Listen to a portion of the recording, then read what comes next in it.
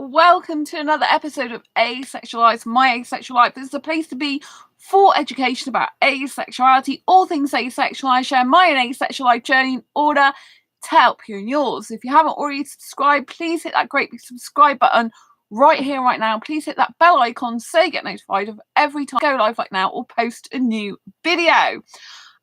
First of all, if you don't know who I am Sandra Bellamy, author of this awesome Asexual Perspectives book out on Amazon and Fibromyalgia Self-Help Handbook. Yes. So today's video, probably not what you were going to expect to hear from me, but yeah, I cancelled the video date with the asexual guy that I met through Facebook dating. He didn't cancel it, I cancelled it, and I'm going to tell you the reason why I cancelled it now. So the guy I met on Facebook dating, who told me he's ace 2, he approached me. I told you in yesterday's video that he was younger than I would usually go for. Now in his profile he said he was 20, right, and I go for 21 and upwards usually. That's usually my, you know, like 21's usually the lowest I go to in terms of age, and so him being 20 was a little bit younger, but obviously 20 could be 21 soon. But then when he friended me on Facebook, which he asked for my Facebook, I'm still friends with him on there, and I'm still happy to be his friend. But I'm going to tell you why I've cancelled the date is because when I went through Facebook, he told me he was 19, and to me that is just really too young. You know, I prefer a guy who's 21 and up, because then I think he's fully an adult, if you know what I mean. But it doesn't mean to say I don't think guys who are 19 can be adult. And I know some guys who are 19 who are in relationships with older women, or have been, or probably when they're 19, I should say have, because I know that I know of them nowadays rather than when they were 19.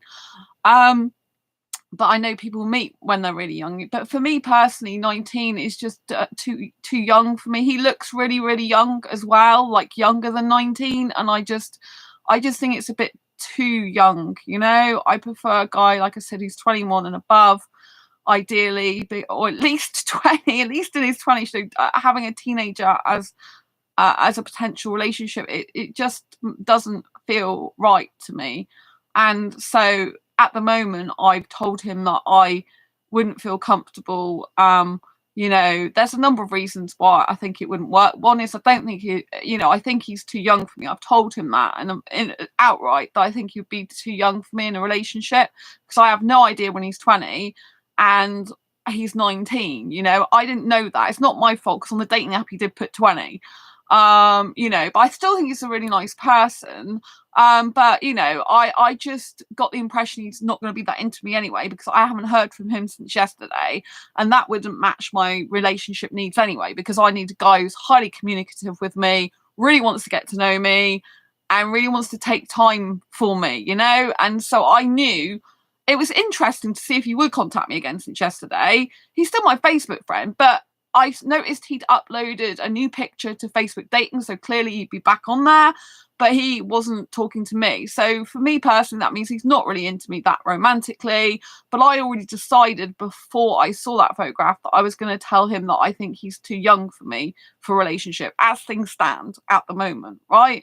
And so you know, I just don't feel comfortable about, you know, having a video date with a guy who's 19. It just makes me feel a bit strange at the moment, you know.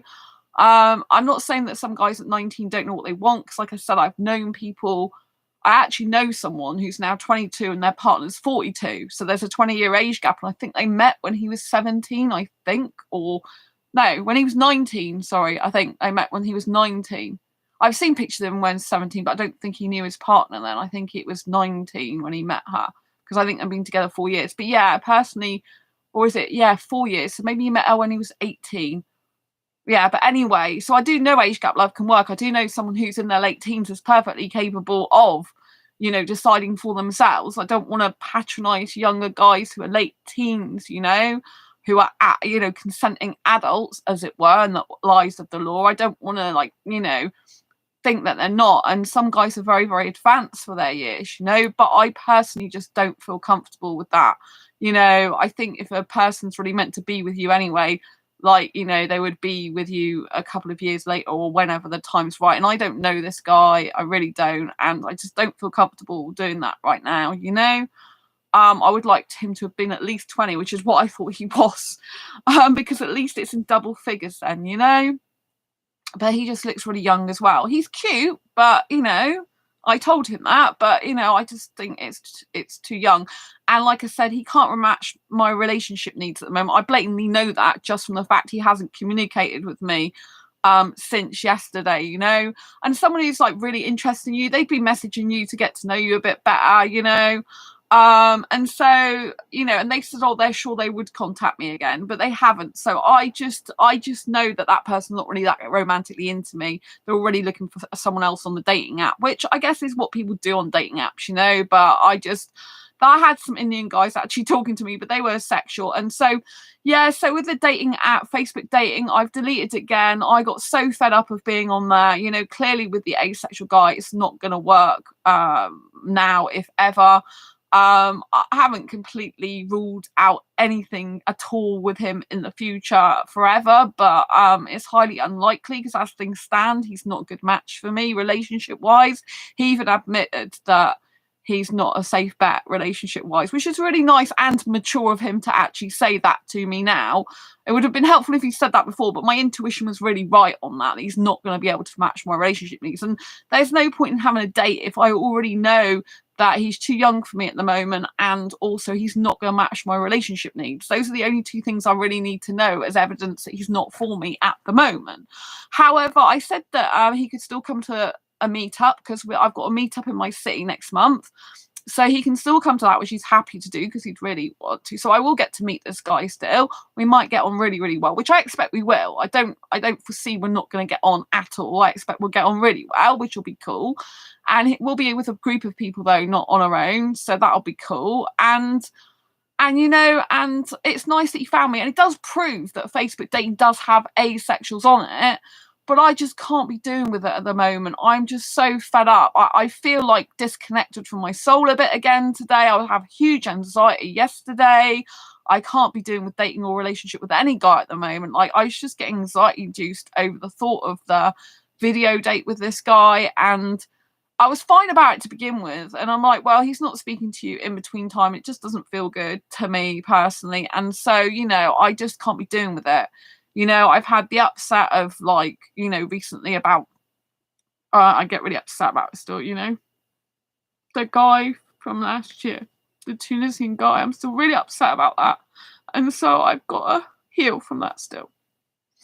I know I talked about him on here because he tried to connect with me on LinkedIn. He's still trying to, 6 months later, he's still trying to connect with me.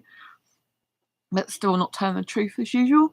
It's just sad. It's so sad. But anyway, I'm sure I'll find a much better, decent guy for me than any of these people romantically. But, you know, but I'm still upset over that. And I still, like, don't think I should be looking for a dating or relationship if I'm still feeling upset. And like I said, this guy's too young. And I just got so fed up with dating on Facebook dating because the guys were lying on there. They were saying they didn't need sex, when clearly they, you know, and weren't interested in it, which is just lies. I hate liars. I can't stand people who lie and bullshit. Excuse my language. I just can't stand them. John, sorry to hear about your experience, but you must put your own needs first. Thank you, John. I appreciate you. Yeah. I just feel like I'm disconnected from my soul again. My huge anxiety induced, and I just can't do it. And I'm just like, I'm wasting my time. I need to be back on this. You know, I haven't done as many videos in the last couple of days on this channel. I used to do some shorts. And I've been having issues with different things. And, you know, I got a new friend, but they got which they're not, you know, I think they're fine as a person, but we've got very different ideology as well. And I'm not sure that's a very good mix. I think we'd be better having friends that are more on our own wavelength, if you know what I mean. I don't think they should, you know, I'm still happy to like be friends with them. But I think, you know, from talking to them, we've got very, very different ideology, which doesn't really go. So, you know, that's kind of been on my mind a bit, you know, and plus I need to be, you know, I feel like I've still been on this channel, but I haven't done any shorts recently or on my other channels. And it's because I've started to feel like, well, one is because I've got back to working on my Asexual Guide to Sex book, which is amazing. So I do need to devote a lot of time to that and be offline more, because if I'm online all the time. I get distracted, and when I'm doing shorts, I'm having to think of stuff on the go and then record it and then put it up, and I still have to think about what I'm saying and doing with shorts, because obviously you've only got a set amount of time, and sometimes I'm doing like 5 takes of shorts to fit everything I want to say in 30 seconds. It's very difficult.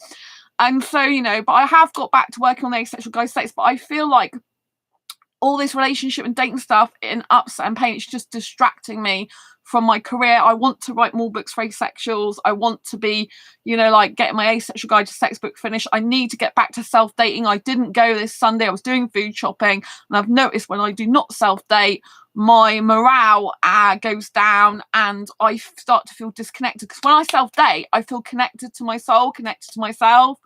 And I also feel that when I've got guys that I'm interested in, it kind of disconnects me from myself. I don't know why that is. But obviously this guy's not Indian either. And I was getting really upset in some ways that he's not Indian. I still believe I have an Indian asexual soulmate somewhere in the world. I can't help but believe that.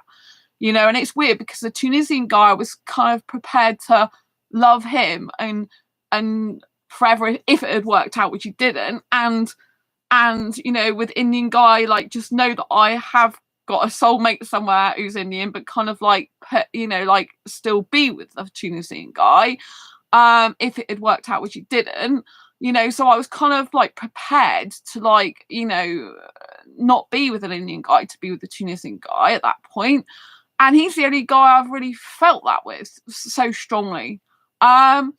And now, like last night, I was just getting really upset because I was thinking, but, you know, this guy you've met locally, he's not Indian. And I kind of thought when I went on Facebook dating that I would be going back to thinking about Indian guys again on there, which I kind of like stopped doing after 7.5 years last year. But the only Indian guys I find on there are just so sexual on Facebook dating, and they're just lying, and I can't stand it. And I'm thinking, is there no asexual Indian guys who don't need marriage in the UK? There must be one somewhere. Do you know what I mean?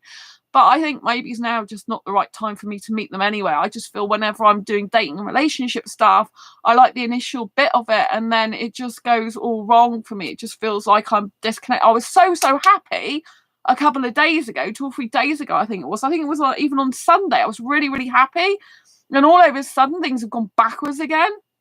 And I'm like feeling like I need to get out of my flat again. I really do. I'm probably going to go on a self-date tomorrow. My friend was supposed to be coming to do food shop and look after me, but unfortunately they are poorly. And, you know, I'm going to be visiting my parents for Easter this Sunday.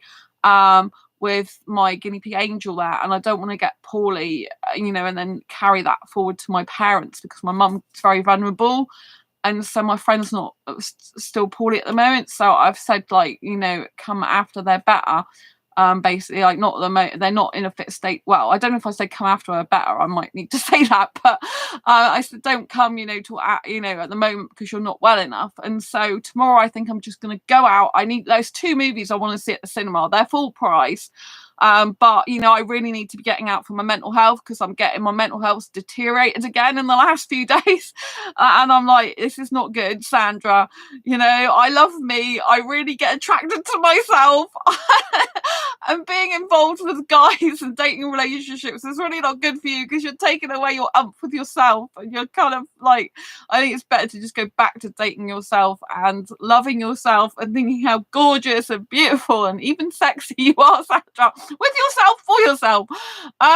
Because, you know, I just feel more empowered that way, and I want to get back to doing more videos on this channel as well. And I just feel it's for the better. So, you know, I was so anxiety induced last night. I couldn't sleep that well. Well, I did sleep. I woke up, was still anxiety induced. I have still got upset over the other guy last year. I wished he'd have changed, but he hasn't, which is sad, but it's true, and he probably never will. So, you know, and he's in another country anyway, and he's not honest. So, you know, it's sad.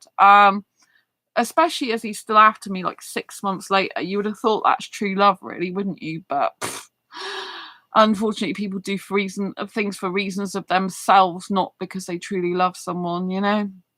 Because if they truly love someone, they would, you know, they would change their ways for themselves, to better themselves, for themselves and others in the future as well. Thank you for the thumbs up. Mwah.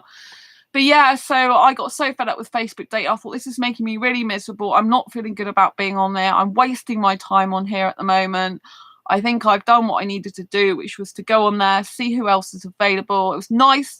I did learn one thing, that I can meet someone asexual on Facebook dating, but they're very few and far between. So I'm really glad that I met that guy. I still like him as a person so far, and I will see him at a meetup, so it's going to be good. And so he's not going to be going out of my life. I'm not going to be going out of his life. So I still think it's good, you know, but I just, anyway, he's admitted that he's not stable for a relationship anyway, which I'm glad he's admitted. So I was right about my intuition. My intuition is usually always right, and when I go against it or don't listen to it, after a while it just does my head in, and I start feeling really poorly inside. I start getting really ill in my body, and I start getting really upset and start feeling unsettled and disconnected from my soul. And I have to follow my intuition all the time. When I go against it or just ignore it, it just doesn't work. And then so I will probably go out, maybe out all day tomorrow. I just want to go out. I want to be out. I would have had my friend over anyway. And I do have to do some food shopping myself now, which is going to be hard because I've still got a broken ankle, which is mending. So I've still got a boot on, and my boots, bits of my boots seem to be coming off at the bottom, which is not good. John, Ace Literature. I was speaking to someone in our company who mentioned the lack of asexual literature. I took the liberty of mentioning your name and your book, Ace Perspectives. Yay! Asexual Perspectives. Yes, that's very good. Yes, no, please, John, tell people about the book. Hope this is okay. Yeah, so on Amazon, it's got its own ISBN because I'm a publishing company called Quirky Books. And so basically, when you I didn't realise. Oh, I just realised something good. I'm glad you're here, because I was just looking up about ISBNs and book barcodes today. I was doing research about books, so I have done some work. I've done some work on books.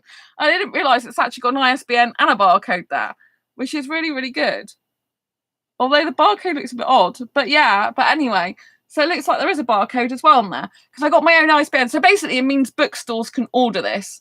So any company can order this from Amazon. If you've got a business account on Amazon, like a trading account, they can get this for wholesale price, like, for like half the price of it would usually cost if they're a business. So I get independent bookstores, like niche bookstores, that have ordered my book, because one of a big publisher found this book in a bookstore, LGBT bookstore in London. So yeah, just make sure it's called you tell them to type in Asexual Perspectives rather than Ace Perspectives. It probably might still come up, but there's different books with the name Ace, but that's specifically Asexual Perspectives. If you type that in, it comes up. Thanks. I know I should really have asked your consent first. No, you don't have to ask my consent. No, you can recommend my book. Anyone can recommend my book. You don't have to ask my consent. Oh, you should get my book from Amazon. Oh, thank you so much. Yeah. It's really good. Definitely. That's my fibro book. Some people like that as well, because it's an autobiographical book. I do mention asexuality in it, but this is obviously the asexual book. But yes, please do get it. It's a really good book. I know I'm saying that, but I interviewed 46 asexuals in it, not just myself. So it's very interesting. It shows you the asexual spectrum, rather just gives you textbook definitions of it. So basically, like if you have trouble understanding the asexual spectrum, it's got like 47, including me, different asexuals around the globe and across the asexual spectrum. It doesn't have every single type of asexual, but it has a broad spectrum. And when there's a series of questions and answers which tell their personal story through, and so basically you can understand how asexuality works in real life context, rather than having just textbook definitions of it. Because I think when you're looking online and you're looking up different textbook definitions of asexuality, it's all very well, but it's got no context. It's like, how does that work in real life? And that's why I like to do this channel as well. I like to show you how asexuality works in real life context, rather than just, here's a textbook definition of it, do with it what you will. A lot of the other channels, they do the definitions of asexuality, different definition. I think that is important. They do answer some questions, but I try to show my asexual life journey so you can understand how asexual works in real life context, with work or career, or even helping asexuals on this channel, or, you know, publishing a book, or, you know, or relationships, dating, friendships. But yeah, you know, no one has to get my consent to talk about my book, because I want as many copies as possible to be sold. So thank you for saying that, though. I really appreciate it. But don't be shy. Just tell everyone about it. Anyone that's watching this channel, just tell Asexual Perspective, just type it in, because the more sales I have of this and the more reviews and stuff, the more asexuals get to benefit from it. And the more people find it on Amazon, it works on an algorithm. So the more sales they have, the more reviews, then it just gets, you know, more awareness for asexuality, which is what I want. You know, I need more people to know about. I mean, this book, I've had people message me say this, you know, some people were suicidal and they messaged me saying I'm okay now, I know I'm not broken, when they read this. So it's really important. But yeah, it's got an ISBN and a barcode. That's how come bookstores can read it. So this book you can also see on, I mean, I would just get it from Amazon because it's easiest, but they do have it on Waterstones and Barnes & Noble website as well. So you can order it through there, but Amazon, I think, are quicker, because usually Barnes & Noble and Waterstones have to order it from Amazon in the first place, because Amazon are my distributor as well as my publisher. Because I own my own publishing company, Quirky Books, but I publish through Amazon. But anyone can walk in a bookstore and say, I want this book. So don't have to get it from Amazon. But yeah, so thank you for recommending it. But yeah, definitely Asexual Perspectives. Yeah. And it talks all about love, life and sex in asexual context, and asks like pretty much any question you'd want to know the answer to if you're new to asexuality or don't understand the asexual spectrum.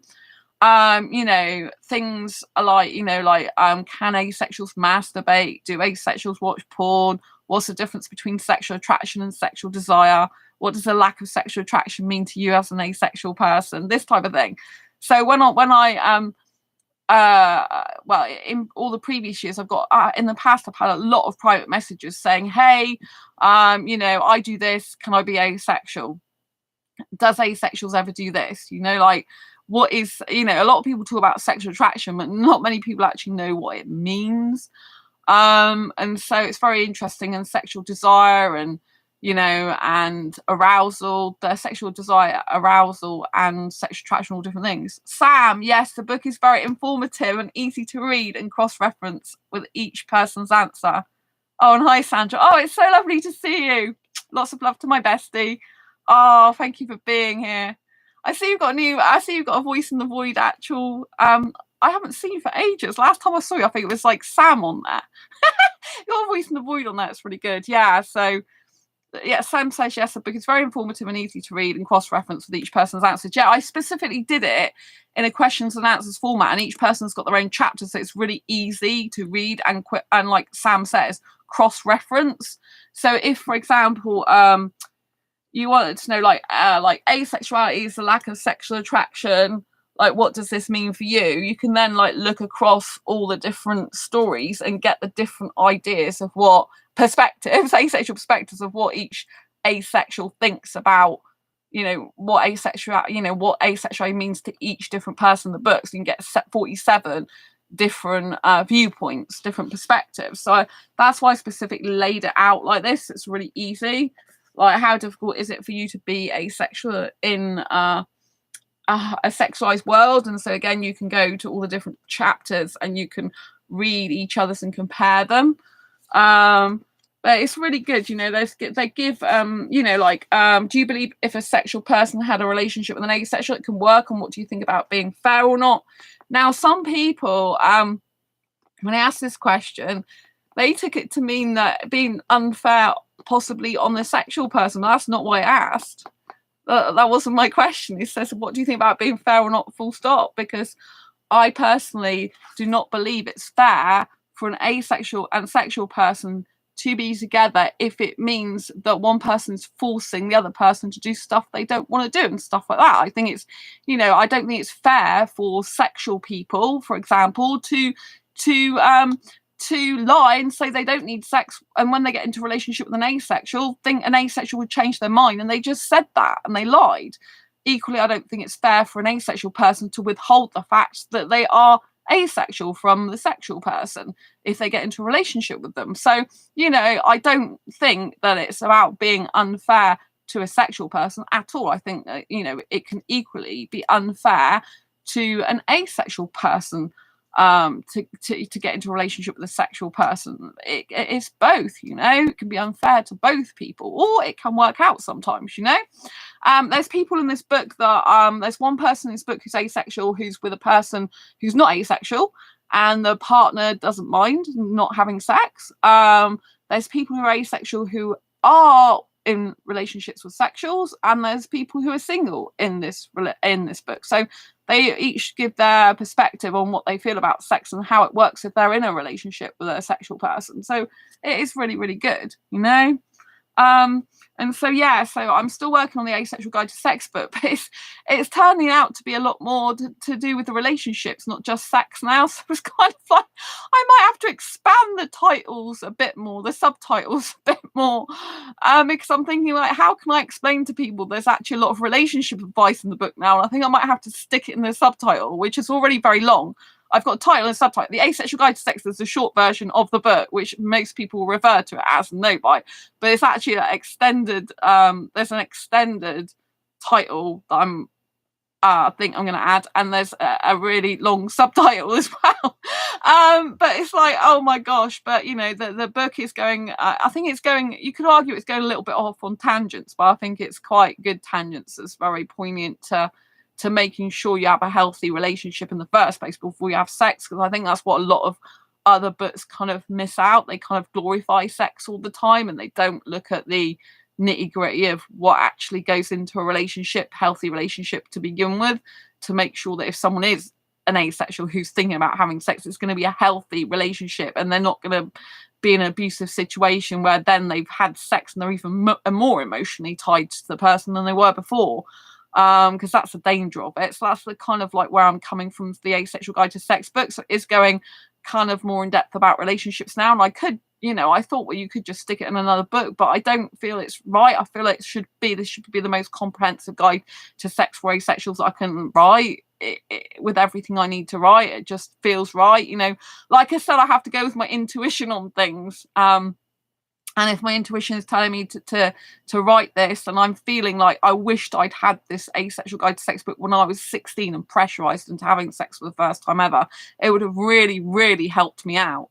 And I want to give that gift, if you like, to other people reading it, to make sure they're as safe as possible, and, you know, not having people mess with their mind and manipulate them and pressurize them into something they don't want to do. So I just kind of feel it's really needed, and I feel it'd be quite refreshing for that type of book to have a lot of education about relationships as well, because I truly believe that unless you're having a healthy relationship in the first place, if you're an asexual who wants to try sex, you shouldn't have sex until you've got a healthy relationship, in my personal opinion. Obviously, there might be some asexuals that just do want casual sex, but the book's not really aimed at that person. It's aimed at a person who's in a relationship, serious committed relationship, who's thinking about seriously having it for the first time ever. And so, you know, I'm really taking my time over it.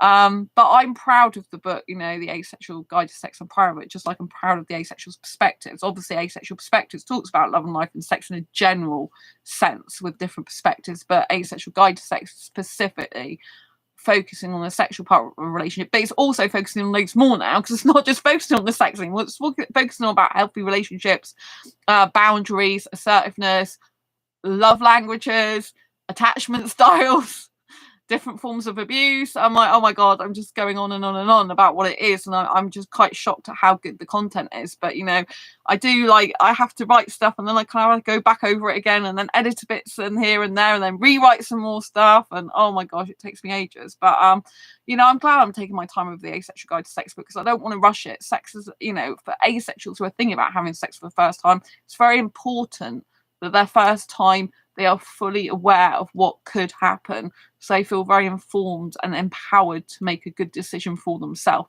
whatever decision that is. And so that's why I've written the book, because asexuals that want to try sex for the first time ever. Whereas Asexual Perspectives is just a general overview.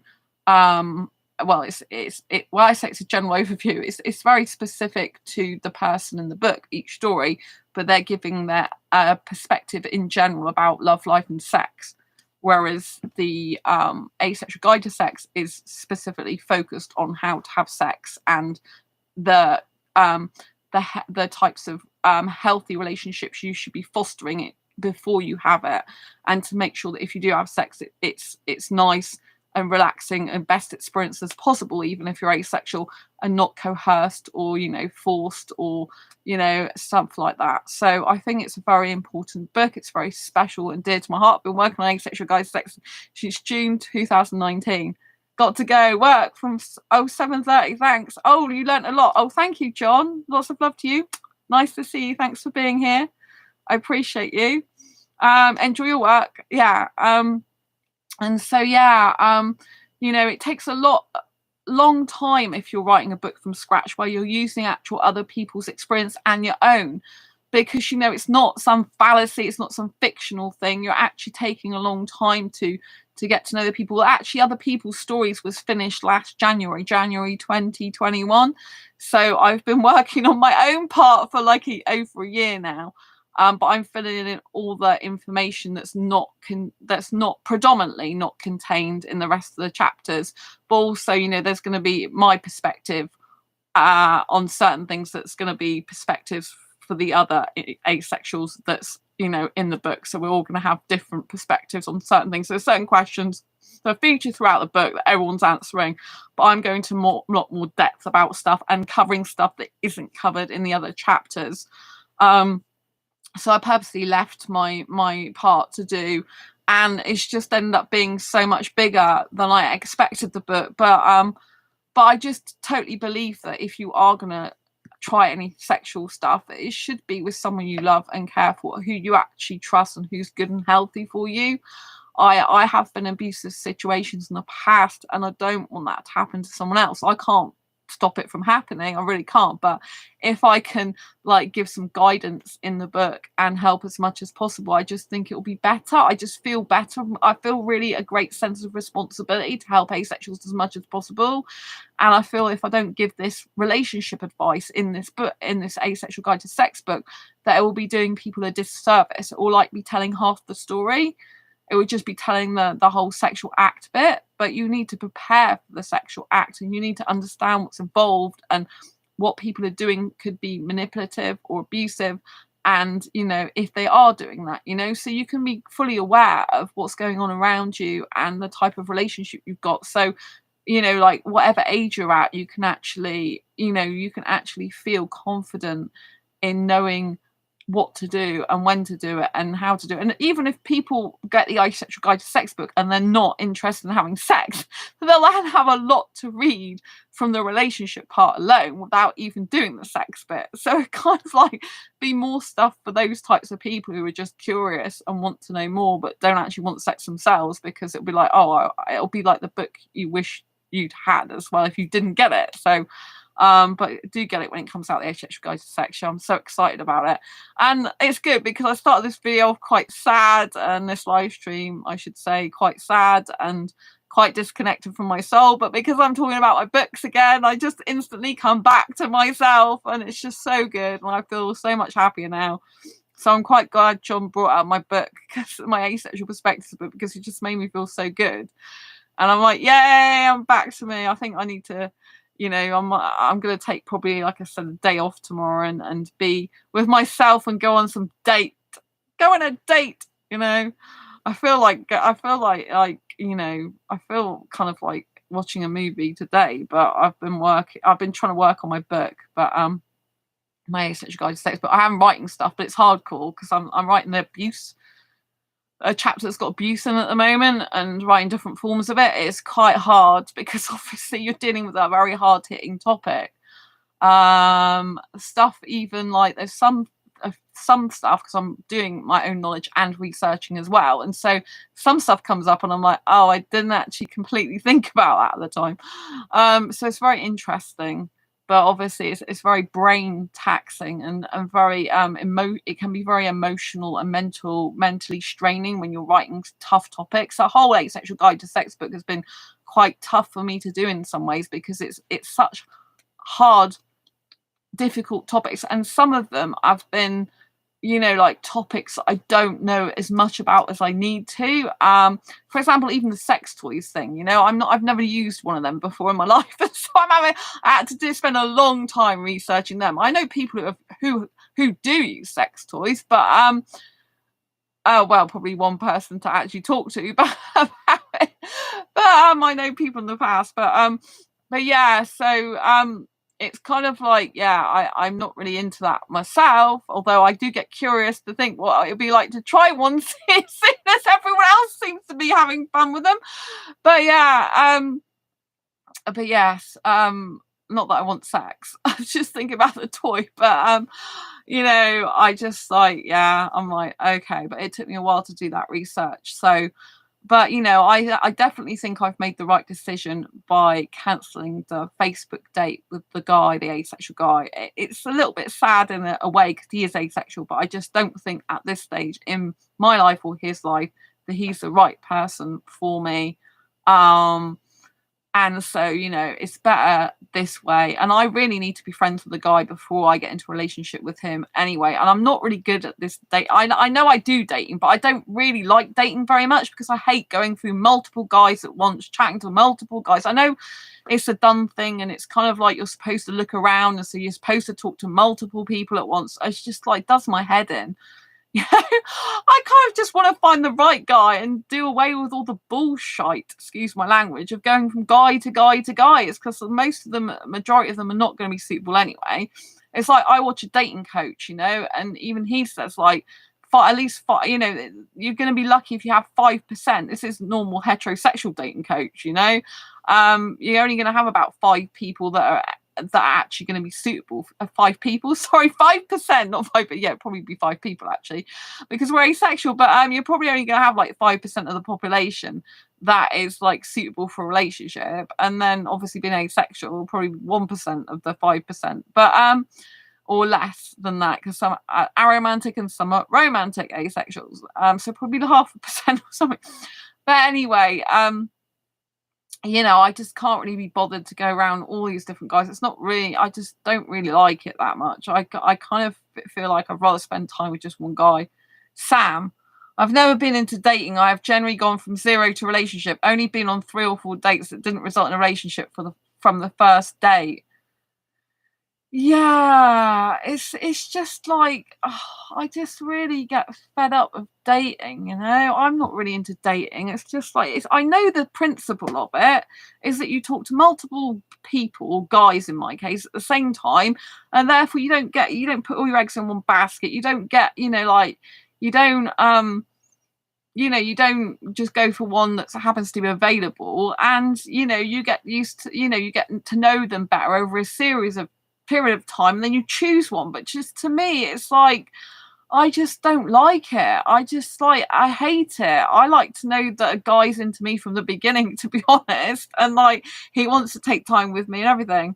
Dating multiple people is just hassle. I think it is as well. I just don't like it. I feel so uncomfortable. I'm okay to talk to other guys if I need to, you know, like, you know, but even then it's a bit dodgy. Combing my hair in the middle of a stream. But yeah, I just get so fed up with it. I just like on Facebook date, I was like, I could stayed on there because from the point of view I've met an asexual guy in there, but I'm just like, I just can't be doing with it.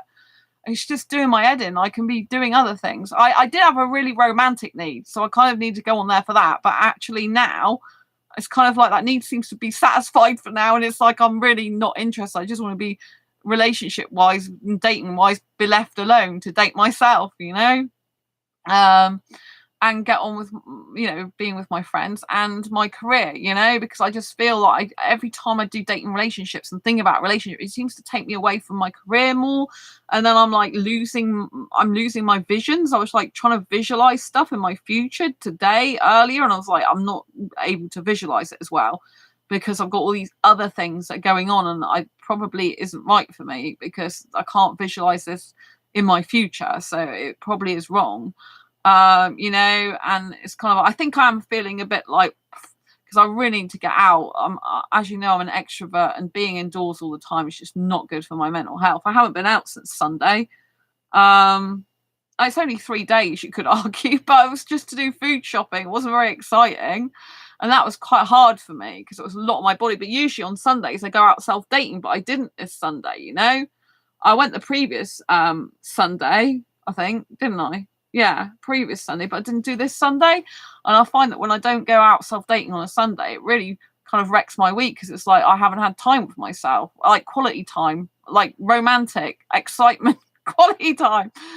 And so I just feel like, oh, I'm deflated is the word I'd use. So I kind of like feel like I need to go out. So yeah, tomorrow I think I'm going to be booking it up, the cinema. I'm going to be going to see a movie. I've got 2 movies I want to see, but I think one I want to see a bit more than the other. So I'll probably book that one up first and then go to see the other one another time. But I just feel it's very essential for my mental health. With movies as well, it helps me to switch off.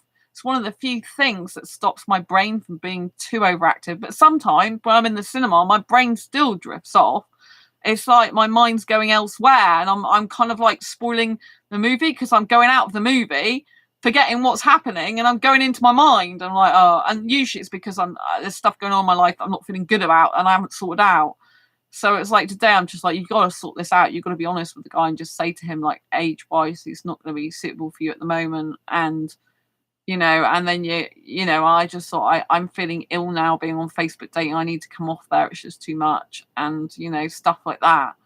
I don't want to be on there all the time. I've got to sort my book out, and, you know, I've got ambitions and plans, you know, and I want to shift forward in my life, and I can't do that if I'm just taking up too much of my time and space and not dating myself. You know, I really need to date myself. Like the other day, the other week, I had a great time when I went out to the cinema, and then I went for a cup of like nice red berry tea, and it just makes me feel like really good. But like Sam said, dating multiple people to me is just hassle. I mean, it'd be great, wouldn't it, though, if a right person just turned up? I mean, I know Sam's got their right person now, but, you know, it's really good if the right person turns up in your life eventually, you know, and you're just like, oh, that's the person. Like, I don't have to worry about anyone you know, in terms of a relationship anymore. I can just be with that person and focus on that, which is like a full-time job anyway. It's not easy. And so, you know what I mean? It's like trying to go to multiple people. I just don't like it. If I see a guy like, you know, trying to date other people as well, I just like, that's fine.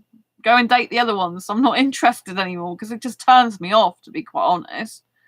I find it a real turn off. I'm like, well, romantically, I'm like, well, you're clearly not that interested in me because, you know, no sooner or later if you met me, you're off there like looking at other people. I know that's what you should be doing. You know, it's meant to be healthy and good, but I personally rather just sort one person out at a time and go, oh yeah, you're not suitable for me, next. You're not suitable for me, next. Like that, in a way. Do you know what I mean? Because I just find that easier, and the way my brain works and the way I work is better. Do you know what I mean? I just can't be doing with multiple people. I just feel like it's wrong. But I know other people feel that way as well sometimes, because I've seen dating coaches saying it's not wrong, you know, it's good to shop around. And if you're going if you're going to buy a car, you usually test a few cars out. You don't just buy the first one you see. But usually, like with me, sometimes it's like if I want to buy a product, I'll see it and I'll just go and buy it if I want it. I won't. But like sometimes I'll research years and years to actually find out if the product's suitable for me, and it'll take me ages. And other times I just make a very quick decision about, no, that's something I want. I've been looking for that for quite a long time. Want to get it now, and I don't even know the person I'm buying it from. I did that with email templates with a woman I saw on Facebook. I just bought her a product, and then this year at the beginning of the year, which I haven't used yet, picture book course, children's picture book course, how to illustrate your own children's picture books, which I will be using to do my picture books. But yeah, so, you know, and I just knew I wanted that. As soon as I saw someone on YouTube promote it, it wasn't even the person who wrote it, who did the course that promoted it. I just thought, yeah, want that. And I didn't get it straight away, but as soon as there was an actual offer on, like less than a week later, 5 days later, I think I was just like, oh, I'll buy that. And so for me, sometimes I just go there and get something. Other times I do spend years looking around. You know, but in general, when it comes to people, I just can't be bothered, you know, like in terms of like, it's just like too anxiety inducing for me, because I get potential relationship anxiety and relationship anxiety, and it's just too much for me. I think personally I need to be friends with the guy for a very, very long time before I ever get into a relationship with him, if I do. And it seems to me that a lot of the time I'm better off being single. It's just the romance side of me, I find that very difficult to deal with. You know, I do have a huge romantic side. I do want to kiss, do want to cuddle, do want to hold hands. Part of 50, probably, well, maybe 40% of me does want to be in a relationship, but probably 60% doesn't. You know, and I just find that really, really hard, you know. But I find that the more I'm doing dating relationship stuff, the more I feel less confident in myself and have lower self-esteem. It's not meant to be like that. It's really weird. It tends to have an adverse effect on me. You know, like when I was going out in the past, like a couple of years ago, when I was going clubbing and I was kissing guys in the club, that made me feel great, actually, because it's kind of like, okay, I know you're not going to ever be with me in a relationship. I don't even think like that anymore. I'm not dating you. I'm not getting into a relationship. We're just kissing, have my kissing needs met and go home. And I was quite happy with that. And I felt good because I was around the age group I like being around. I was listening to the type of music I love to, dancing loads. I love dancing, although I broke my ankle a second time, so you know I can't do that at the moment. And yeah, and so all that was really, really positive and good. And it was kind of like, well, you know, that's all the romance I really need, is just the kissing and the whole. Oh, they used to go out and hold my hand when I went to clubs. They used to go and hold my hand as well. But with COVID around, you know, I don't feel like doing that. You know, I'd rather have one partner in a relationship, but I can kiss. No, rather than go around kissing multiple guys, particularly with COVID around now, I don't want to catch something. You know what I mean? I'd rather stick to one partner. But whenever I think about dating relationships in an actual relationship setting, I just can't be doing with this dating scenario. And guys just, you know, I think if guys are dating other women, I'd just rather say, you know, like, look, clearly I'm not the right person for you, because if you have to look at other options, then, you know, just go and be with those other options. I'm really not interested. I just lose interest, and it really puts me off. I just like think I can't trust someone like that. You know what I mean? They're just not really for me. So yeah. I know it's not the done thing. I know in dating a lot of the time it's meant to be good to look around and see what's available, but and have multiple people you're dating at the same time. But it just makes me feel really uncomfortable and anxiety induced, and I don't really like it. So yeah, but I'm glad I've come off Facebook dating again. It was starting to feel really horrible for me. I didn't think I'd be on there as long as I was. I was only on there since the 9th. It's only been like, what, 1, 2, 3, 5 days, less than 5 days. You know, but that was enough for me. It's like, well, I've seen what's available, and the guys that have inboxed me, they've pretty much been lying, saying they don't want sex or don't need it. And it's like, you know, it's just a load of rubbish. And so you know, it makes me feel like horrible. I'm like, is that all you can do, is lie to me? What's the point in lying? I just don't get it. I don't get why so many people lie. It's a waste of frigging time, space, and energy. You get one life. Why lie in it? What's the point? What's the point in falsifying parts of your life or what you think and believe just because you're trying to tell someone what they want to hear? It's horrible. You know, I'd rather the person tell me directly, outright, if something wasn't right, or they weren't that into me, or something wasn't working, you know, because I think that's much more mature, and it's much more direct and honest, and you know, and not everyone's a match, you know. Like this young guy took it really well. Like, he understands that not everyone's right for everyone. And like I said, we're still friends. I think we'll be good friends. I don't know if he'll keep in contact with me that much in between meetups, but I certainly think he's going to come to my meetups, in-person meetups. So I'm still going to be spending some time with him, but with other people, obviously, not all with him. And I think it'll be good for him. And, you know, I think that's nice, you know. So, you know, you never know. I might end up going out with him as a friend sometimes. Might be cool to hang out together. Who knows, you know. So I haven't completely written that off. Well, I don't think I'm suitable for a relationship with him. Not at the moment, or ever, maybe. But you know, dating relationship wise, definitely not at the moment. 100%. I can't be doing it. I don't think it's right for me with that specific person. And I don't want to do dating relationships at all at the moment. I'd rather spend time by myself, self-dating, doing my own thing, loving myself, getting my confidence back again. I don't know why it is, but dating relationships seems to be like kryptonite. You know, like superheroes, and they get kryptonite where something like poisons their soul, and it just like really, really is not good for them. It seems to me like a lot of the time dating relationships just end up being like that. And so they end up being like, I start out with the best of intentions and think, oh, this is going to be good. You know, I'm really happy. And even if I'm just dating, this is great.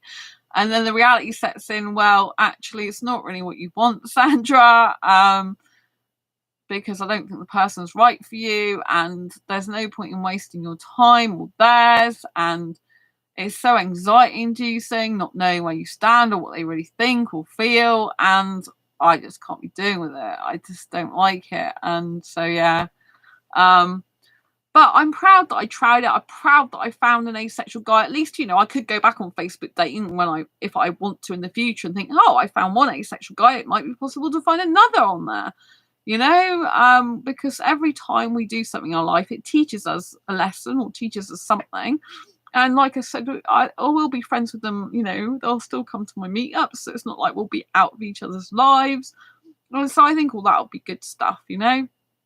But I just think I need to spend time with myself and be happy with myself and just get back to being me as a complete unit again and feeling stronger and more confident again, not depleted, not anxiety induced, you know, because I've been feeling amazing a lot this month, incredible.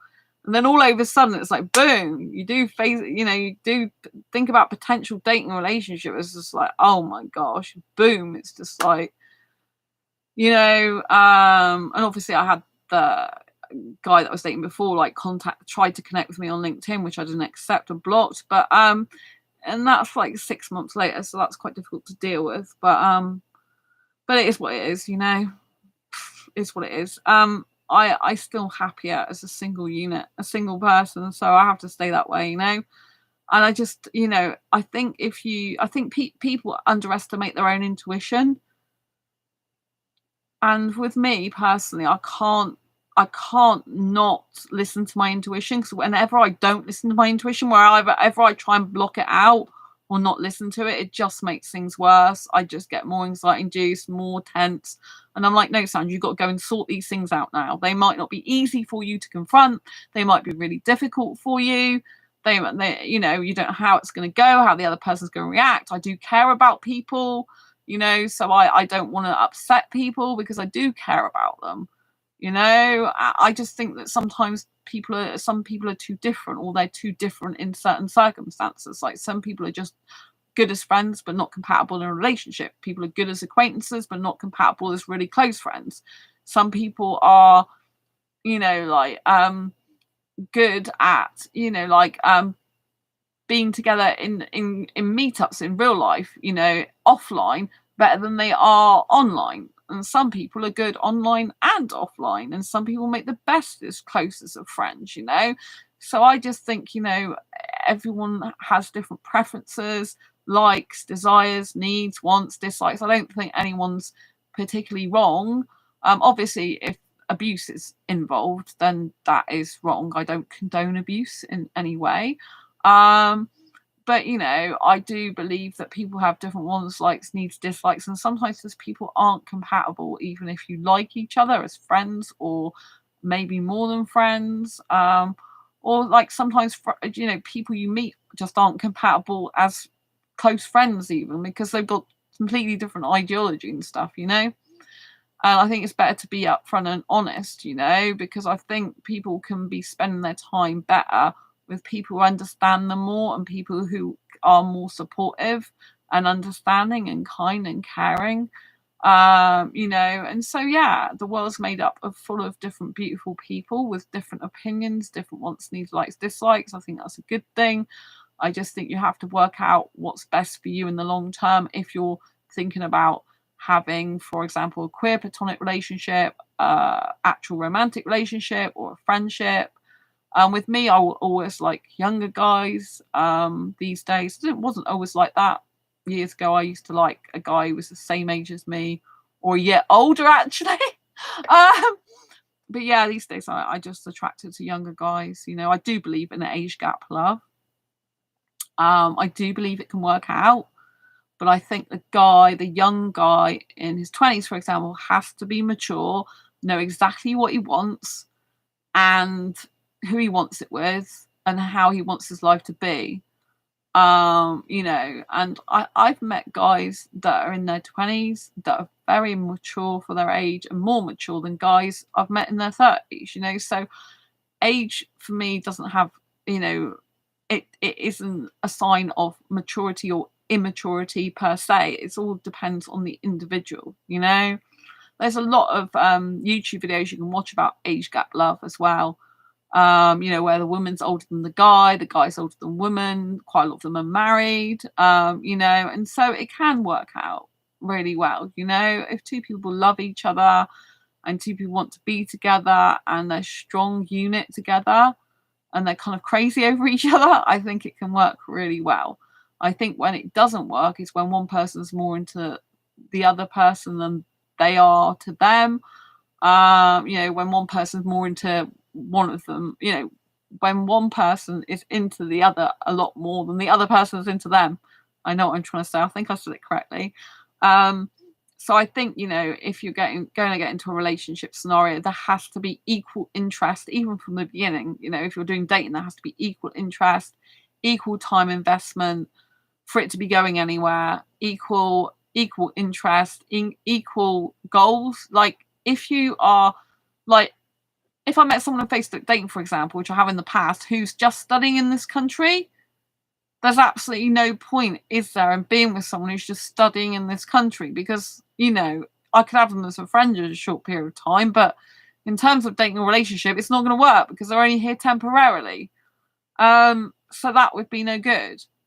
You know, so you've got to work out what you want in life, you know. Like I think obviously as I'm an older girl, then of course I know what I want a lot more in terms of some things than other people. But when I have to explain to you that I was 19 when I left home. I left my parents when I was 19 years old and moved in with a boyfriend when I was 19. He was the same. No, I think he was a year older than me or the same age. I can't remember. Either same age. I think he was a year older, something like that. And anyway, we met at college. And then when I left college, the day after I left college, I moved in with him.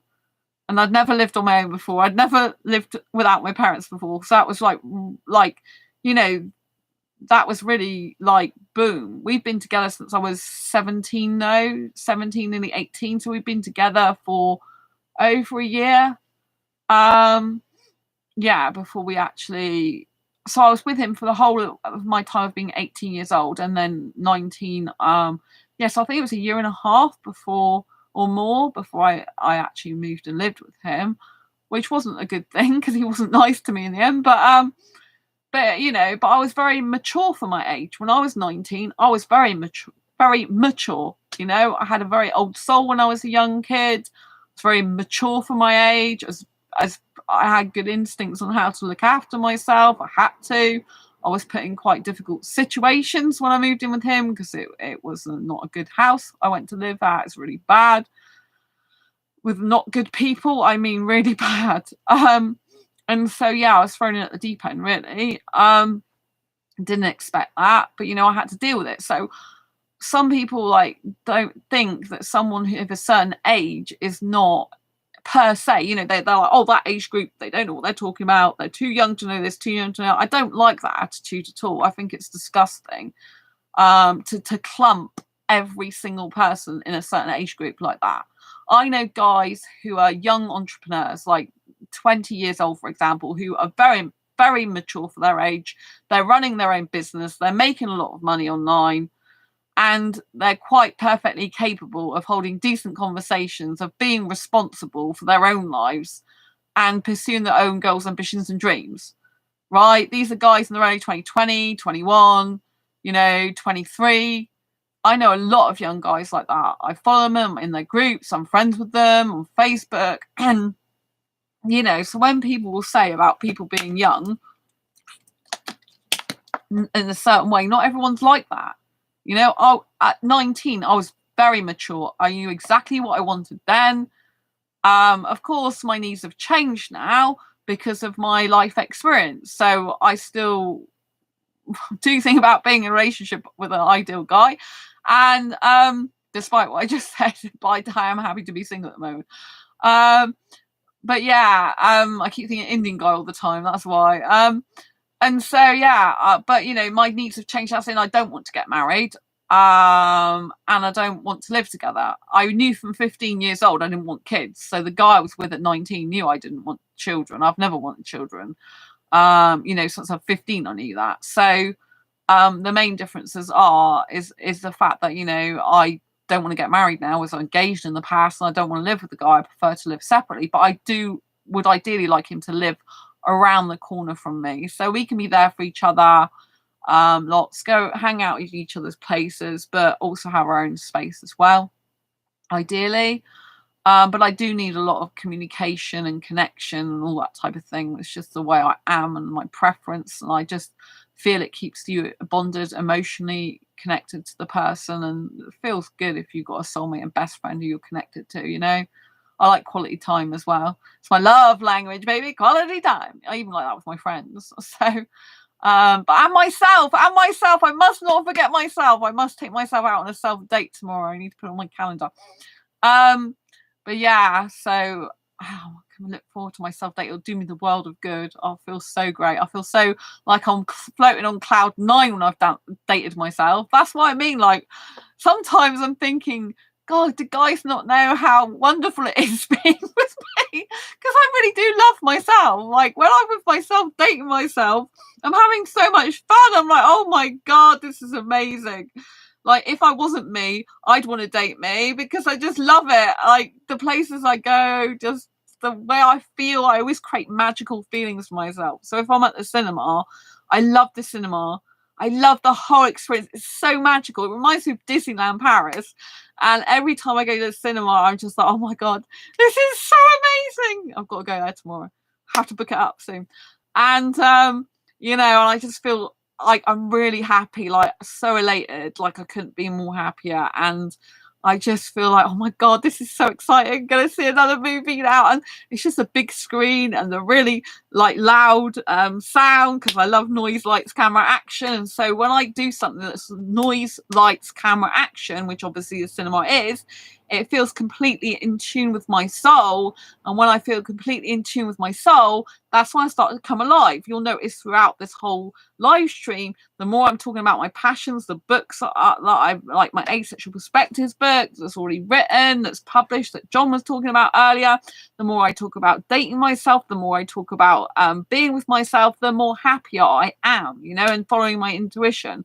And so sometimes in life, you've just got to like put yourself first. You've got to trust your gut and know that everything's going to work out in the end. Like I was so on board with myself, and then I kind of lost it a little bit. I think I'm getting myself back now, because once you've sorted out like the issues, like everything that's pending on your mind that doesn't feel right, that doesn't feel good, that feels out of order, out of sorts, not quite right, once you've kind of like settled all that and sorted it all out and kind of said like, you know, what you need to say, difficult conversations, then obviously you can actually, you know, like have a better life, quality life, and you can be happier. You know, the world is full of disharmony and dissatisfaction, unhappiness, and some difficult things and dreadful things. And so we need to be looking after ourselves and making sure we're the happiest people we can be. Because when we're happy within ourselves, we can spread love and light and happiness to other people a lot more. And I notice, you know, like I personally notice when I'm starting to go downhill because I'm not connected to my soul anymore, because something isn't right in my life. And I'm like, God, I've got to sort this out, because it affects my work. Like I've been so productive these last few weeks. And then this week, my productivity has been, you know, going down a bit to what it was before. It's still good, but it's not as good as it could be. Like I am doing distractions. I am looking at other YouTube videos, but I am going off on tangents doing research as well. So it's not all been like entertainment stuff. But you know, I just think if something doesn't feel right, it usually isn't right, and you should trust your gut and intuition. So yeah, I'm proud that I had the courage to tell the guy that the date is off on Friday. I wasn't going to be comfortable about video dating a 19-year-old. I just think it's a little bit too young. But you know, doesn't mean to say I don't think anyone should ever do that. You know, it's my personal opinion and preference. I think, you know, some of the best relationships, evidently from online that I've seen, have started that young, you know. And obviously when I was 19, I knew exactly what I wanted. And I was very mature, and I was very, you know, even back then I was very good at looking after myself, managing my finances, working. At the time I was very good at, you know, like adult stuff. So I don't think that someone who's young, in that age group, is like every single person like that is irresponsible, doesn't know what they want, and, you know, like, oh, would not make a good life partner. I don't think that's fair to say and give a blanket statement about everyone like that, you know. I just personally don't feel comfortable about it.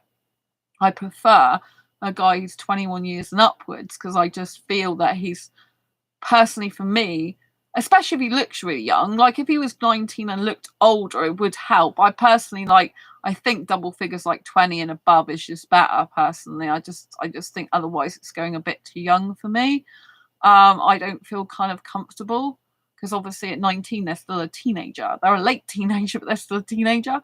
And I know I love living a teenager lifestyle though, so obviously I quite see someone in that way. But I just feel that the person's too young. This particular person's too young as well, and I don't feel comfortable. So I'm glad, because I think the person's still nice, you know, and I probably will get on really well with them. I got a feeling that I will get on really well with them, and end up really chatting to them a lot.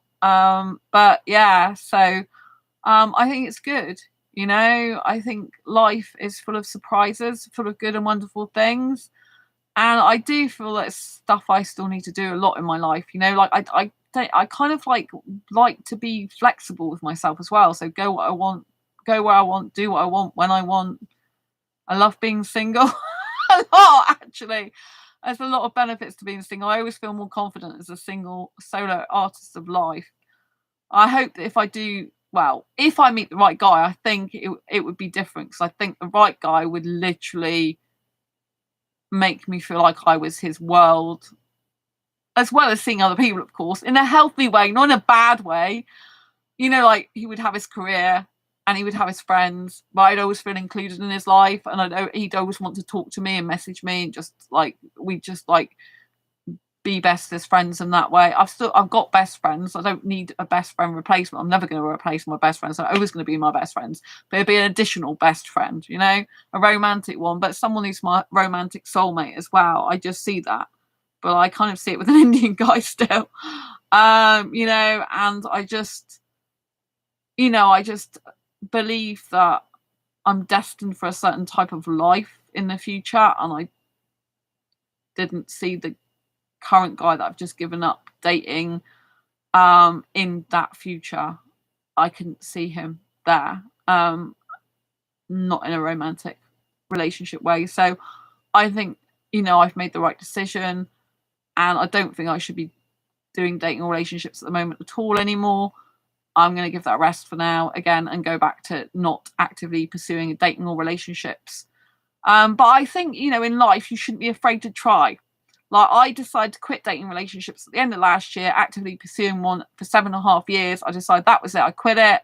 And then it's only like just this last few days in April, which is like over 6 months later, then, you know, that I decided to give it a proper go again for a few days, if you can even call it a proper go. And I met an asexual guy, which is nice. I thought that was really good. And yeah, it was a good experience from that point of view. But the rest, I just like, no, I'm done now. And so I don't want you in life to not be afraid. I want to give you a message not to be afraid. To not be afraid to speak your mind, not be afraid to be direct with someone, not be afraid to share your thoughts, feelings, and emotions. I know you might not always get the response you like, because, you know, as much as you can say what you want directly, it doesn't mean to say the other person's going to take it very well. And it's hard if you're a caring person. It's really difficult, you know, very difficult sometimes to do that. But, you know, if you don't say something and speak up, you just carry on with a situation that makes you unhappy or uncomfortable or not feel right. So I would encourage you to speak your mind as much as possible. And, you know, not everyone's going to like you in life. It's not meant to be that way. Not everyone's going to vibe with you. Some people are just better off as acquaintances rather than really good friends. Some people are better off as life partners rather than just friends. Some people are better just as friends. Some people are better as like online friends. Some people are better just like offline friends. Like some people are better at both. So I just think, you know, like don't be afraid to, like, you know, like if you decide like I did, oh, I'm going to quit dating and relationships, and then decide like 6 months later you want to go back and try it again, but it doesn't work out again, and quit it again. It's okay. I don't want you to feel bad about stuff like this, because some people are like, oh, well, you tried it and you said you weren't going to do it again, or you know, or you tried it and it failed again. It didn't fail anyway. I mean, I met an asexual guy on Facebook dating. To me, that's a win. Even if we're not suitable for relationships, it's still a complete win, in my opinion. It's like more of a win than all the time I was on there before.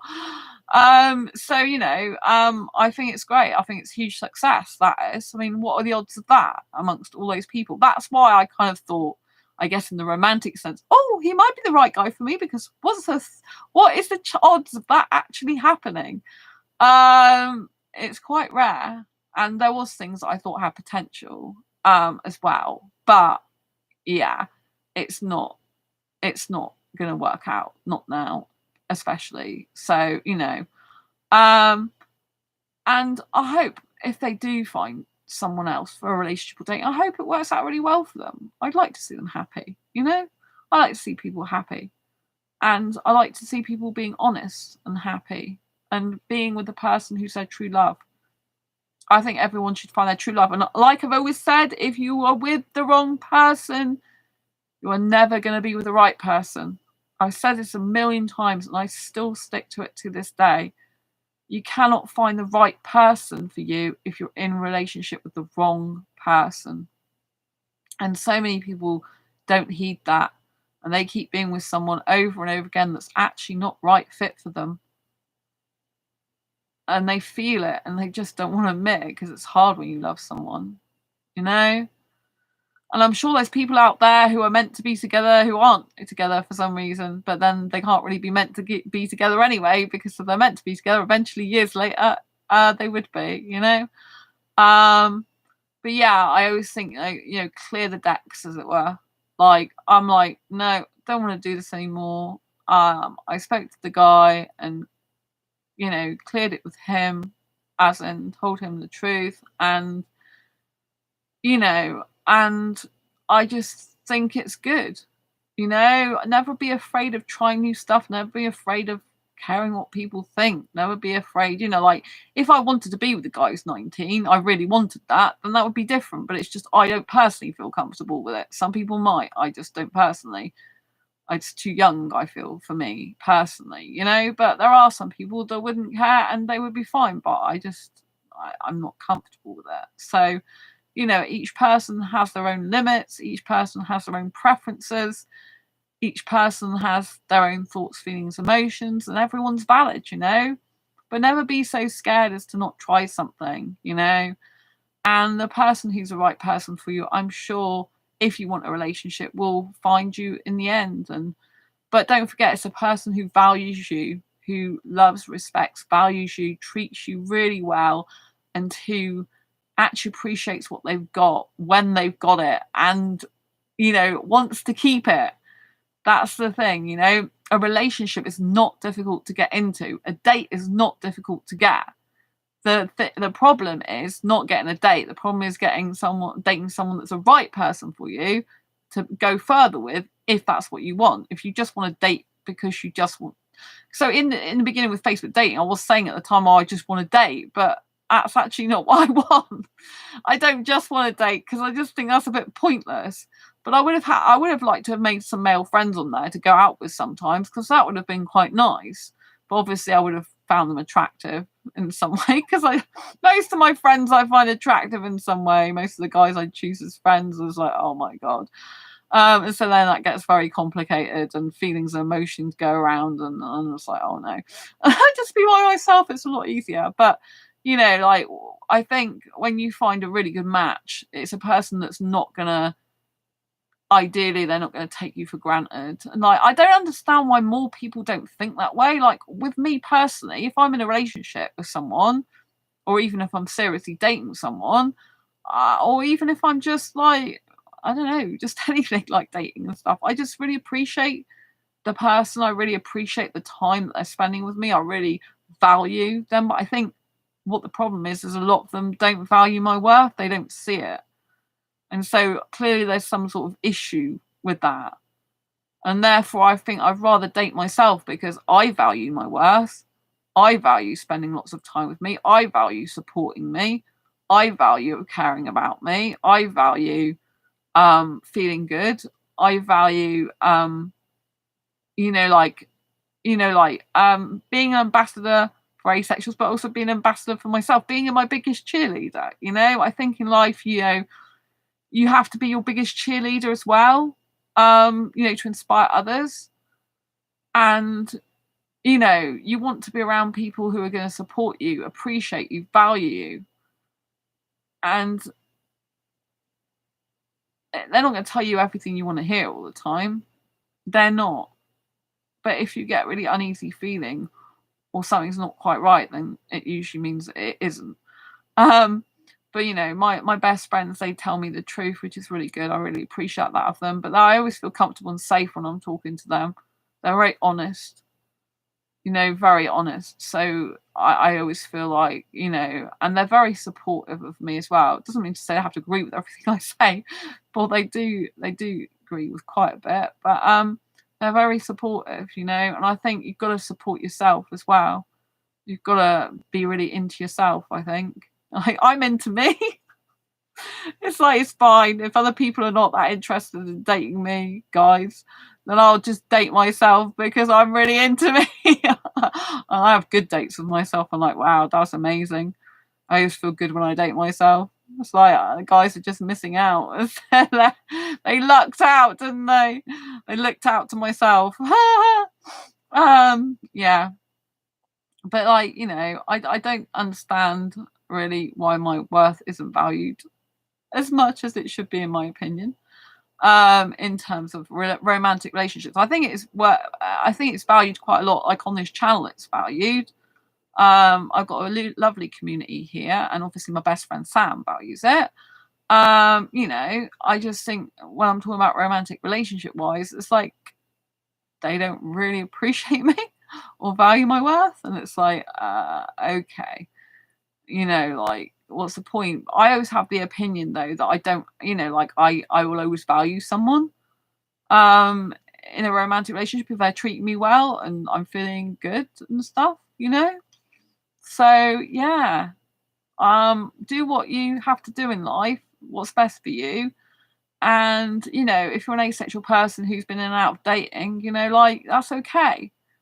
You know, I want you to know that you've got to do what's best for you, and you have to change your direction sometimes in life. And sometimes you might go off on one direction and you might go back to another direction.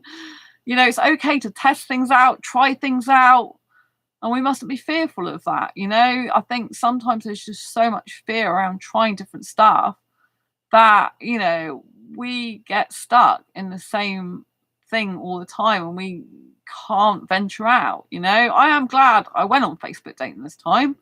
I'm glad I did that for a few days. It was good for a few days, but when it gets like to the point where I don't like it anymore, it's being bad, then I have to quit it, you know. And so yeah, I don't think I've met the right guy for me yet. I think the right guy's still out there for me, but as you know, a lot of that stuff is not feeling great anyway, then I feel, you know, like, you know, dating relationship stuff at the moment is not feeling good. I'd rather just like be single, date myself, and have lots of asexual fun with myself.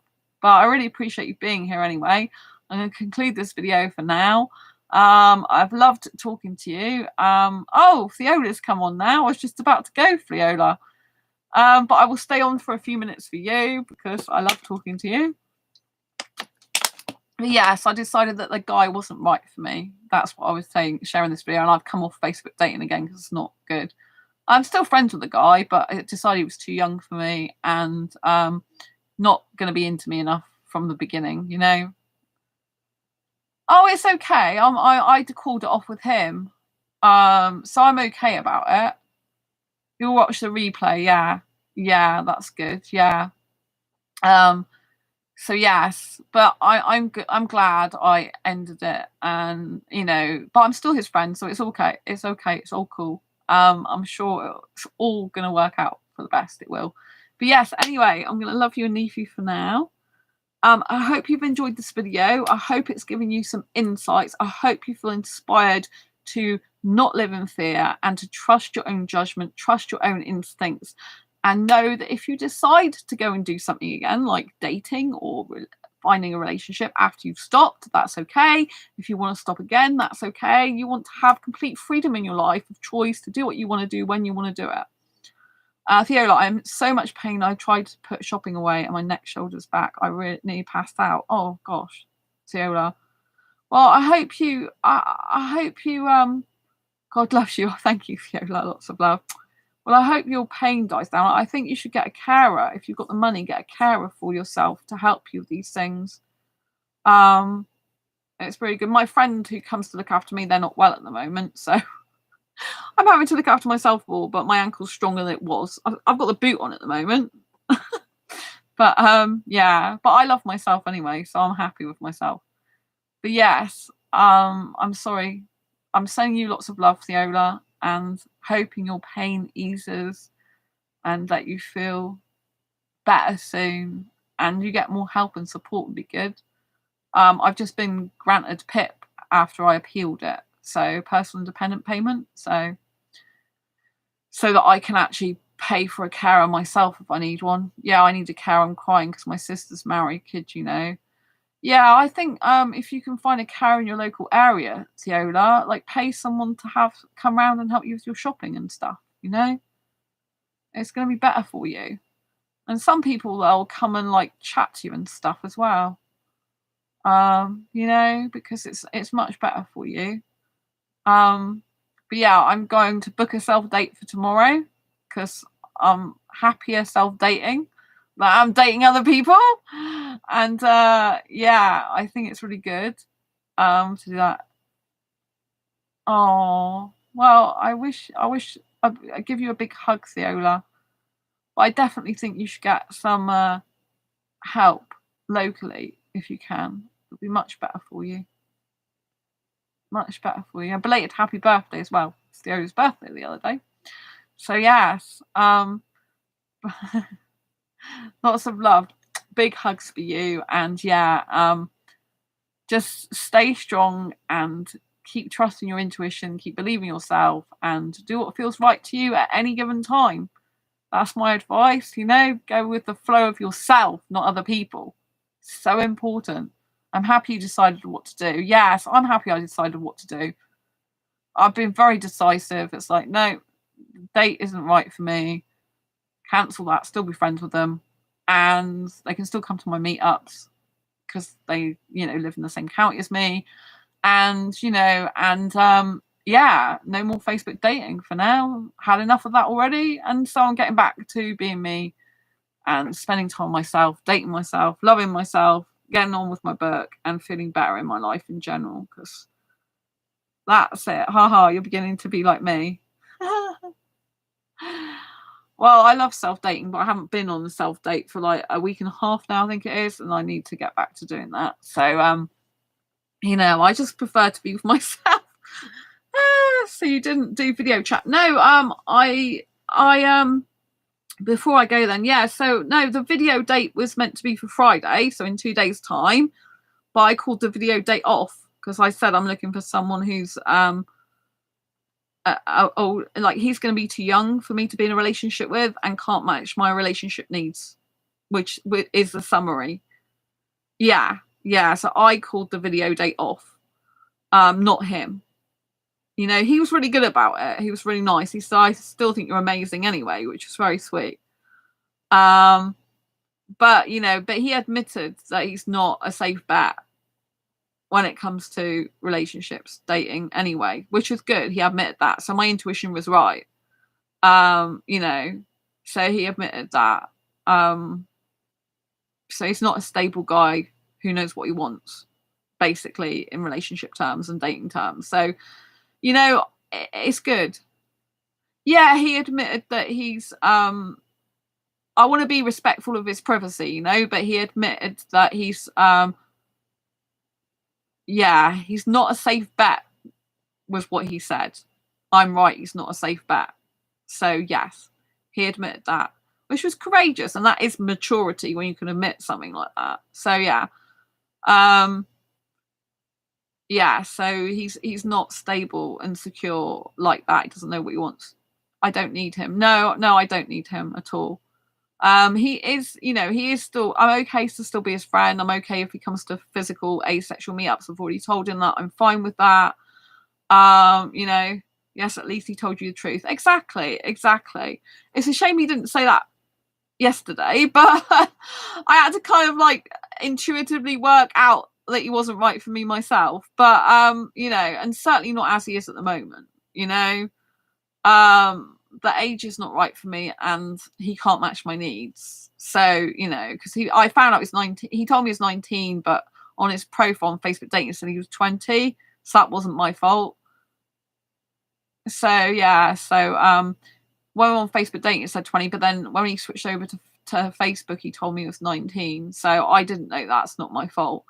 But yeah, so I just thought in the end that he's going to be too young for me. He looks really, really young as well. He looks younger than 19. So he's cute, but I told him so. But you know what I mean? It's not going to be suitable as it is at the moment, if ever, for a relationship, basically. It's just not, yeah. Yeah, he's only 19. So on his Facebook, he put 20, Facebook dating, said he was 20, which is younger than I would usually go for anyway, because I'm 21 and up. And then he told me afterwards, when he added me on Facebook, which he asked to, that he's 19. And it's just too young for me. I feel personally for me, that's what I've been saying throughout the stream, that is personally too young for me. It could be fine for other people. I know of some people who started their relationships at 19 or even younger than 19, I think it is. I think it's one person started theirs at 18, you know, with an older woman, 20 years older than them, and they've got a successful business together. Yeah, you need about 24 to 25. Well, I'm interested in 21 years and up, 21 to 28. Ideally, 23 to 25 would be my ideal age group. 23 to 25. 23 is kind of, I do like 23. But I go from 21 to 28 is really my ideal age group. 28, sometimes they start getting a bit old for me then, aesthetically. It depends what they aesthetically look like.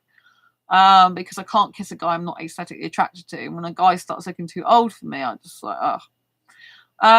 And so yeah, but in the past I've dated 21s, but I used to say 23 and up. That's what I used to actually say. But then years ago I had a date with a 21-year-old and I really liked it. And so I'm like, oh, I could be with a 21-year-old now. I didn't know that. But yeah, I think like between 23, 20, 25 especially, guys usually know a lot more about what they want. But you know, but this guy is at 19, he is working. He travels to work. He works up country, lives in my county, works up country, and he's got his own car and stuff. It's not like he's completely like young, if you know what I mean, in terms he's got some responsibilities, but he just looks too young for me to be attracted to him in an adult way, if you know what I mean. Yeah, look young anyway and have beautiful skin. I look young anyway and have beautiful skin. Oh, thank you, Fiona. Thanks. That's really sweet. Yeah. Yeah, I don't like some of the guys that I like. Sometimes I don't look too like much out of proportion with age. That's really nice for you to say you're younger anyway. You have beautiful skin. Thank you. But yeah, this guy, he was 19, but oh, you're 50. You still look nice. I've told you that. I like your profile picture. You've got nice skin as well, as far as I can see from your picture. But yeah, so what was I saying? I'm actually 55, but I don't look. Oh, you're 50, but you're actually 55. Viola, which one's true, 50 or 55? But I look much younger. You had to your 55th birthday. That's a big jump, 5 years difference. Bless you.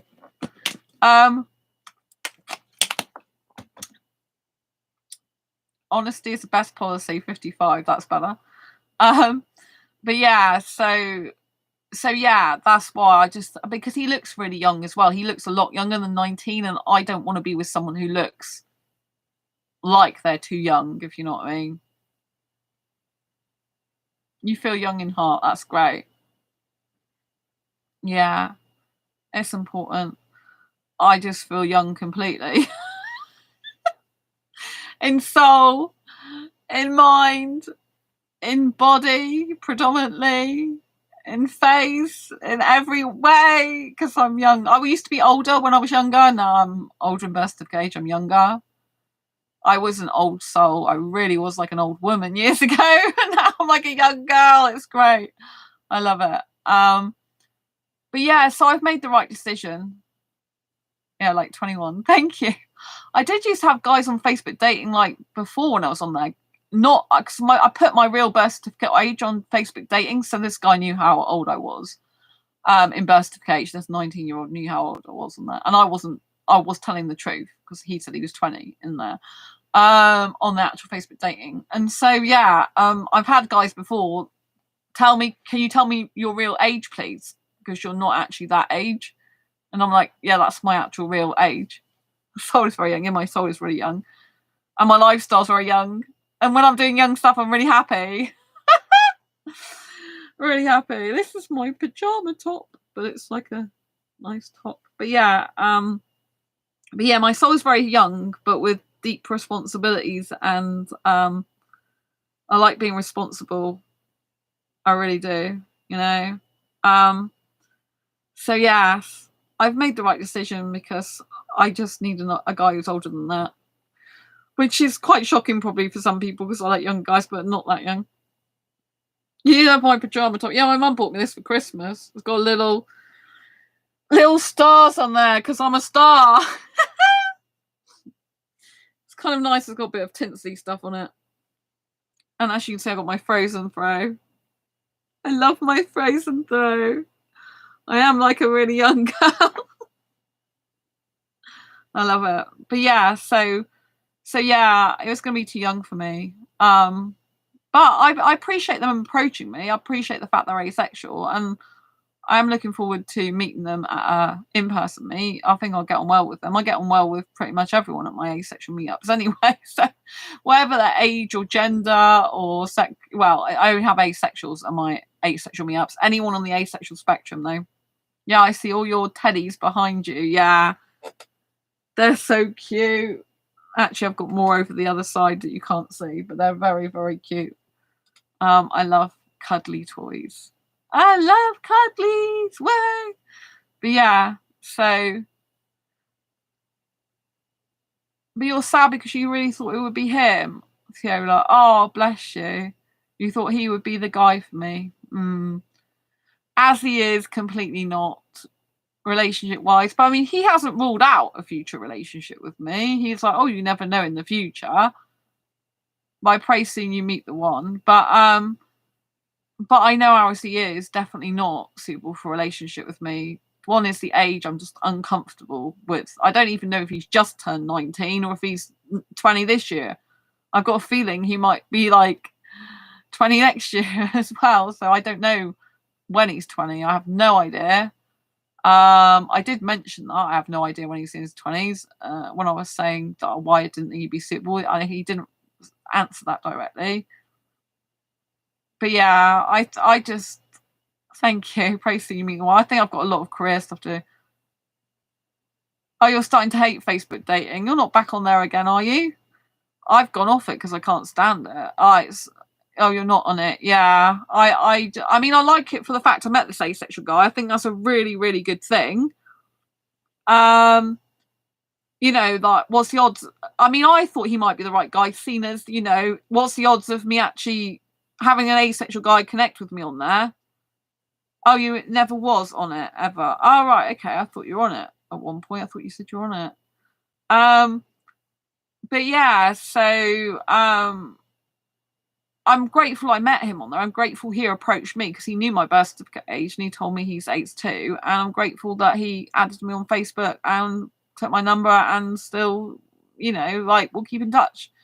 So I don't think it's a waste of time me having gone on there, but I think it's good as well because I'm fed up with dating and relationships now. I want to be on my own. I want to stay single. I want to date myself. And so for me, that's been a really, really good, it's been a really good experience because before I was feeling like, oh, I need romance in my life. I'm thinking about a relationship a lot again. And have you met Liam in real life? No, he lives in Ireland. He doesn't live in the UK. Oh, well, he does live in the UK, but not England. He lives in Ireland. UK is made up of England, Ireland, Scotland, Wales, and he lives in Ireland. I don't think I'll ever meet him because he'll never come over to the UK. He doesn't want a relationship anyway or anything like that. He's aromantic and not into relationships at all. But yeah, so you love Devon. Well, you're welcome. If you're asexual, I don't know if you are asexual, are you? Or I can't remember if you're actually asexual or if you're one of my followers, because I've got quite a few followers on here who are not actually asexual. They just, no, I don't live near, well, I do live near the River Exe, not the sea, but the River Exe in Exeter. River Exe goes through the city. So I live 5 minutes walk from the quayside, which is a huge long stretch of the quayside is huge, but it's the River Exe goes through the city, and the quayside like surrounds the River Exe. You like touch? Oh, yeah. No, I don't. I prefer to live in a city where I can go out when I want and do what I want. Oh, you miss touch? Yeah. Oh, I see what you mean. Yeah. Well, I was thinking like I miss like dating, like I want an in-person date, with a real person that I can meet in real life, in real time. And I know that guy on Facebook dating who I was going to have a video date with, I know he already said about meeting up, me and him on our own, as well as coming to a group, but I just can't do it because I just think he's too young at the moment and I just don't think it'd be right. And I don't know him and I'd rather meet him in a group setting with a lot of other people at the moment. I think it's just better. And not a date, But I have no doubt I'll get on well with him anyway. I just have a feeling that I'll get on really well with him. But it's not just about getting on well with someone, is it? About someone really wanting you in a relationship dating sense, if they're the right person for you. But they're not the right person for me, at least not as they are. So it's fine, But I appreciate you thinking that person might be the one. But yeah, no, he's not Indian either. But he does have a foreign name and look a bit foreign. So he has some Japanese in him. He is cute, but, that's all I can say, really. But yeah, I think it's really important in life to just make decisions and go for them. But I mean, it is difficult with touch as well. Like I was missing kissing. At the moment, I'm okay again now because I've had so much enough of the dating relationship scene again. I'm like, no, I just want to stay single. I'm not even interested in pursuing a relationship again, going after dating again. I've kind of done. That's 5 days I spent on the app, or a little bit less, and that was enough for me. That's me done, dusted for however more long. I think it was good for me because I was getting a really romantic, hyper romantic mood, and I'd rather kind of do that in a more dating relationship setting than I would do feel that way more about my friends, if you know what I mean, which drives me crazy. And so, I feel like to channel that through correct things. But I mean, I have thought about going on traditional proper dating sites that you pay for, because obviously when you're paying to go on a dating site, you tend to have more people that are really interested. Like if you're in a paid, obviously a lot of dating sites, they have free stuff anyway. But if you're actually going on a dating site and paying for a dating site, then obviously you're getting people on there that are usually higher quality, that are actually looking for a serious relationship because they're willing to put their money where their mouth is. So I have thought about going on that, but I'm not that, I guess I'm not that serious myself at the moment. I've got other things to be doing and better things to be doing with my time than doing that. And I just think it's, it's just too much for me at the moment. I don't want to do it anymore. I've had enough of it already. And it was taking myself away from myself. I started feeling disassociated from myself again. I'm like, it's not good. Yes, most want to pay dating sites. Yeah. I think, like if you are, years ago, I was on eHarmony. This is going back years before I found out I was asexual. And that was quite a good experience on there, actually. But until I put I don't like sex, and I got no one like talking to me again on there ever. Like there was a young guy I remember in Newton Abbot, and he was like, "Oh well, I like you, but I like sex. It's going to be no good." There was an older guy actually on there who's like 40 something, I think, and he was saying he's had a vasectomy, so there's no chance of him ever having kids. This is on eHarmony, because I don't want to ever get pregnant or have kids. He said, but I still want sex. And I'm like, I just like no good for me. Plus he's too old really for me anyway. So yeah, I just can't be doing with it. I just think I'm kind of repulsed about the idea again now. I seem to have got repulsed by the idea of dating a relationship. I'm like, well, if that's the outcome, I just don't want to do it anymore. I'd rather go back to dating myself, because I love dating myself. I mean, it's so awesome. I just love it. I can take myself where I want, when I want, eat out, be in the cinema with myself, be romantic with myself. It's so much better. And value myself a lot more. Be like, wow, Sandra, I'm so happy to be with you. So happy to see you. So happy I'm dating you. So happy to be here. Really appreciate you. Really love you. Mwah, mwah, mwah, to myself. I think that's much way to be. Like, if the people aren't going to appreciate me in a dating or relationship scenario, it's much better for me to just appreciate myself and think, wow, if you don't want to be out with a gorgeous girl, that's your problem. I do. Let's date myself.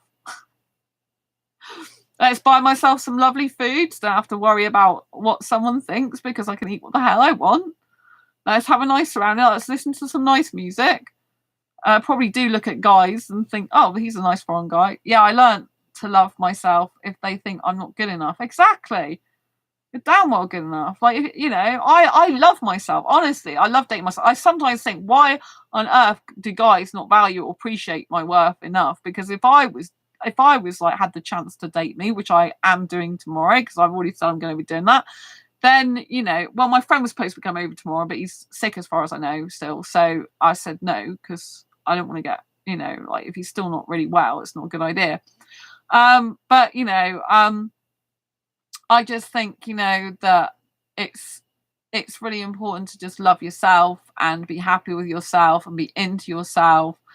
And like, I do think, I'm like, wow, these guys, they don't appreciate or value me, and like I so much do. It's like, I love dating me. I think it's so much fun. Like, it's a fun date as well. It's like, yeah, let's go to Nando's, let's go to cinema, let's go and have some fun. Non-sexual, of course. It's just like so good. So yeah, I'm gonna have to book it in for tomorrow. Book a whole half a day of dating myself in tomorrow, I think, because I can't wait, and it'll be good because I need to get out my flat. I've been indoors too much and not tended to myself enough, and I get really, I feel not so good when I don't have a date with myself for a while. It's like I feel like I need to have a regular. I have a Sunday as a date day, but I didn't do dating this Sunday. I did it like the weekend before. So yeah, I think it's really important to date yourself, love yourself, be good to yourself, be kind to yourself, and really into yourself. Like, I just, I can make myself happier so far than any bloke can, and I think if you're going to get into a relationship with someone, they do have to have a willingness to make you happy in the relationship and to treasure you, and to for them to be good to you and value your worth and think, like, okay, I appreciate this person. Like, I don't want to be like a number to a guy where I'm just like, oh yeah, she'll do. she just happens to be there. I just hate that. I hate, apparently, a lot of the time it's to do with human nature likes variety. I must be very different to a lot of human nature things, because apparently the reason why people like to like do a lot of dating and stuff is because they like variety. They like the feeling of having variety. And for me personally, it's like, well, if you've got variety in your own life and you're creating it for yourself and you're making yourself happy and excited, then why do you even need to look outside of a relationship for that? Especially if you've got it with the person and you're having fun with them and stuff. Like, but apparently people like variety with lots of different people doing lots of different things. Well, you've got your friends for that anyway. You're very faithful. Oh, yeah, so am I. But I think sometimes, like, in general society, it can be seen as like, oh, you know, like if someone's faithful from the word off, it can be seen like, oh, I've already got you, so I don't value you because you're just too faithful too soon, if you know what I mean. But I can't be anything other than that, you know. I'm just like, that's where I am, you know. If some people are not like that, then that's their problem. I think it's much better to be faithful, honest, kind, caring, sincere, committed, loving, loyal. And if I don't get a guy who appreciates that, I'll just like, well, wave goodbye and I can go and like think, whatever, I'm not interested then. Because I love it when I'm happy and I want to see me happy, you know, and I want to see you happy as well, Theo. I think it's, you know, like it's very important to be happy. And if a guy can't make you happy in a relationship or dating scenario, it's just not worth it. It's not worth it. I'd rather make myself happy, you know.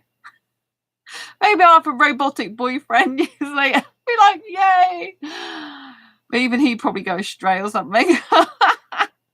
But I've thought about a robotic boyfriend in the future. You never know. But I probably wouldn't trust a robotic boyfriend either. I'd probably be like, oh my gosh, you know, you're probably gonna like malfunction or something. I see about an Indian robotic boyfriend. Hello, Sandra. But yeah, I think I'd be a bit worried that he would like malfunction or something. Or maybe like not do very good things in his sleep or something. I don't know. But yeah. So in the meantime, I just cuddle my eatles. It's a lot better for me. But yeah, I really can't like. No, I'm not really down for traditional dating. It's just difficult for me because I just don't like going from one person to the other and having multiple people on the go at once. It just to me, it's just like a waste of freaking time. It just gets very disheartening, and it's just like, well, you know what I mean? It's like I think if you're dating, I know this is not the done thing and said thing, but I think if you're dating multiple people, it's like clearly not one of them's not right for you because you if you're having to date multiple at the same time. Because you must be unsure in some ways about one of them at least, you know. So that's kind of like where I come from. But I feel Moroccans, Tunisian are self-confident but selfish. Well, I would argue that some of them aren't confident, and that's why they're insecure within themselves, and they're not confident that people love them, and so therefore when they've got someone who does love them, they don't appreciate it. I think there's quite a lot of people that are insecure within themselves and they don't value their own worth. But I do think some guys are selfish, yeah. I think there's quite a lot of selfish people. And it's a shame, you know? It's a very shame. But yeah, but you might be right. Probably some Moroccans and some Tunisians are, but I know some foreign guys are very, very insecure with themselves and therefore they're badly behaved because of it, you know. But I don't excuse their behaviour. And they use women, yeah. I do think they use women. There's a lot of foreign guys, unfortunately, use women to get into the UK. I mean, obviously, with a Facebook dating guy, he's already in the UK. He's British born, as far as I know. So I'm not talking about the guy that I'm talking I'm not talking about the guy on Facebook dating anymore. I'm talking about in general. We're talking about Moroccan and Tunisians. Oh, can be narcissistic. Yes. Well, unfortunately, Tunisian guy that I was dating, he had some narcissistic traits. I don't know if he's a full narcissist or he's just got some traits. And I thought maybe he had potential to actually be a better guy. I really thought that about him because I could see it. But, you know, I think I'm one of those people who sees the best in someone which isn't actually there. And thinks of potential instead of it actually being reality, you know? But yes, so I mean, clearly the Tunisian guy's been trying to get back with me, but it's not for my benefit. I mean, he's you know, what benefit is it to me? Nothing. Because he lives abroad and I don't want an online relationship. I've said that 55 million times. He keeps changing his surname. He's changed it like 4 times, I think it is now. So clearly he can't be trusted. I don't even know what his real surname is. Obviously, he wasn't nice to one of my friends. Wasn't nice to me in the end. Put me down. Like obviously, a narcissistic trait is when they say really like nice things, and then do put downs and belittlements and stuff like that. And obviously, controlling behaviour, telling someone what to do. So yeah, they had some of those traits. Like telling me telling me not to eat. I mean, that is a really abusive thing. Saying no, don't eat. Like denying someone to eat food is just really bad. It's a very abusive trait, you know?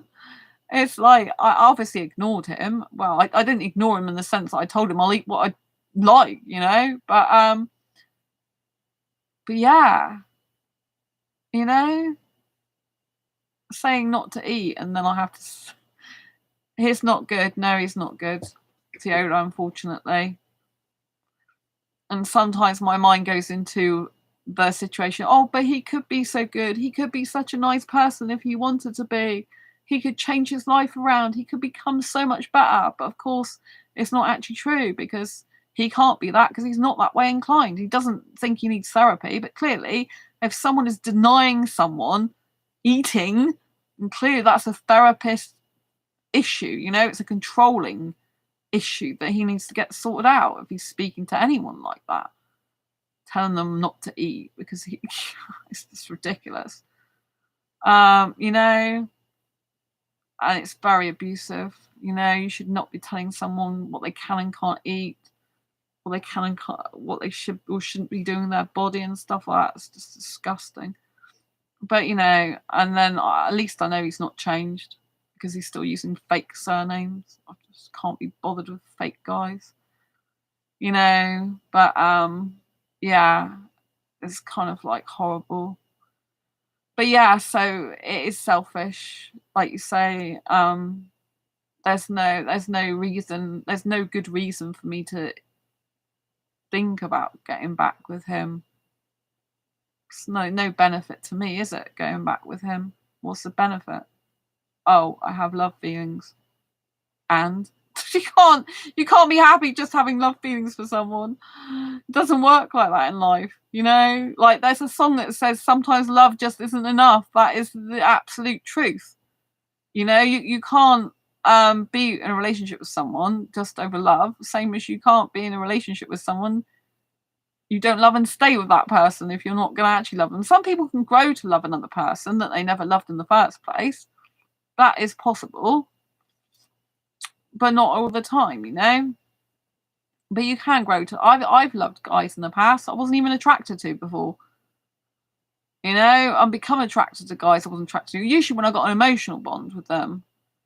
You know, but you know, that's why you got. You know, there's quite a lot of guys. Like I had someone on Facebook a long time ago from Facebook dating the previous time, like last year, and I was talking to him the other day. And he was on about I was asking him about talking about friendship with him, and then he said about what I'm looking for in a relationship.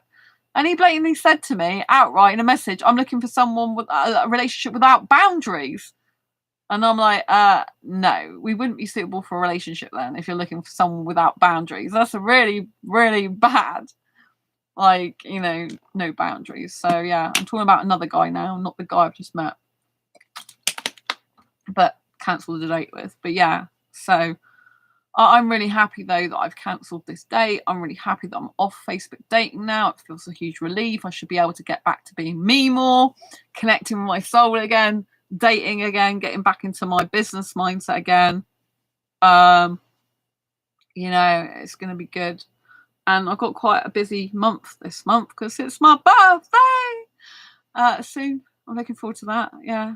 So, you know, I just kind of like, with me, I need to sort things out. Like if I've got any anxiety and stuff, it's like I've just got to go and sort it out.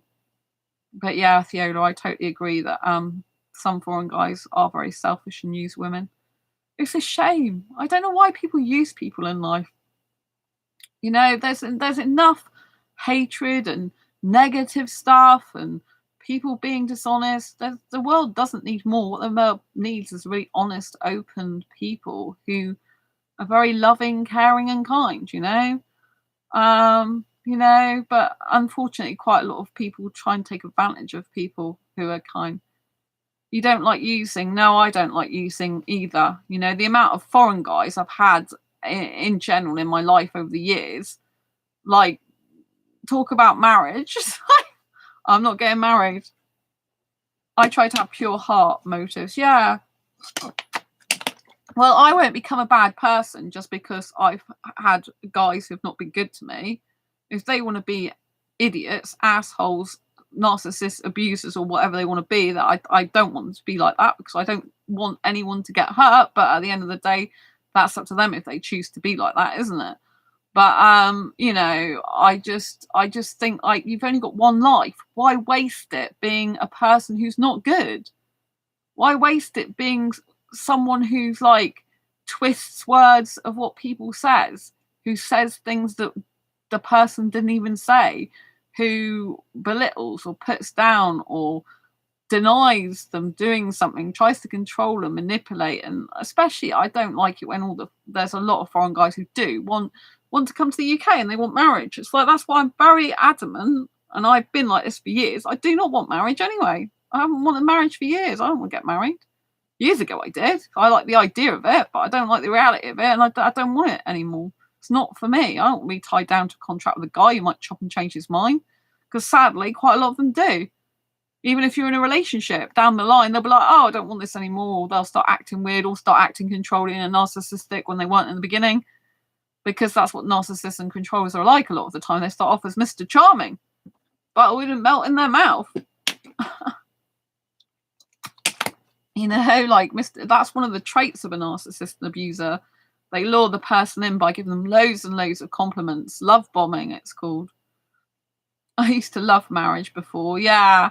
I used to like marriage years ago. I used to like the idea when I was like, you know, like even at 19 years of age, when I left college, when I left home and left college, I was like, oh, I really love the idea. I was engaged. I got engaged to that guy that I was with then. And I was like, oh, I'm really into marriage. This is a guy I'm going to spend the rest of my life with.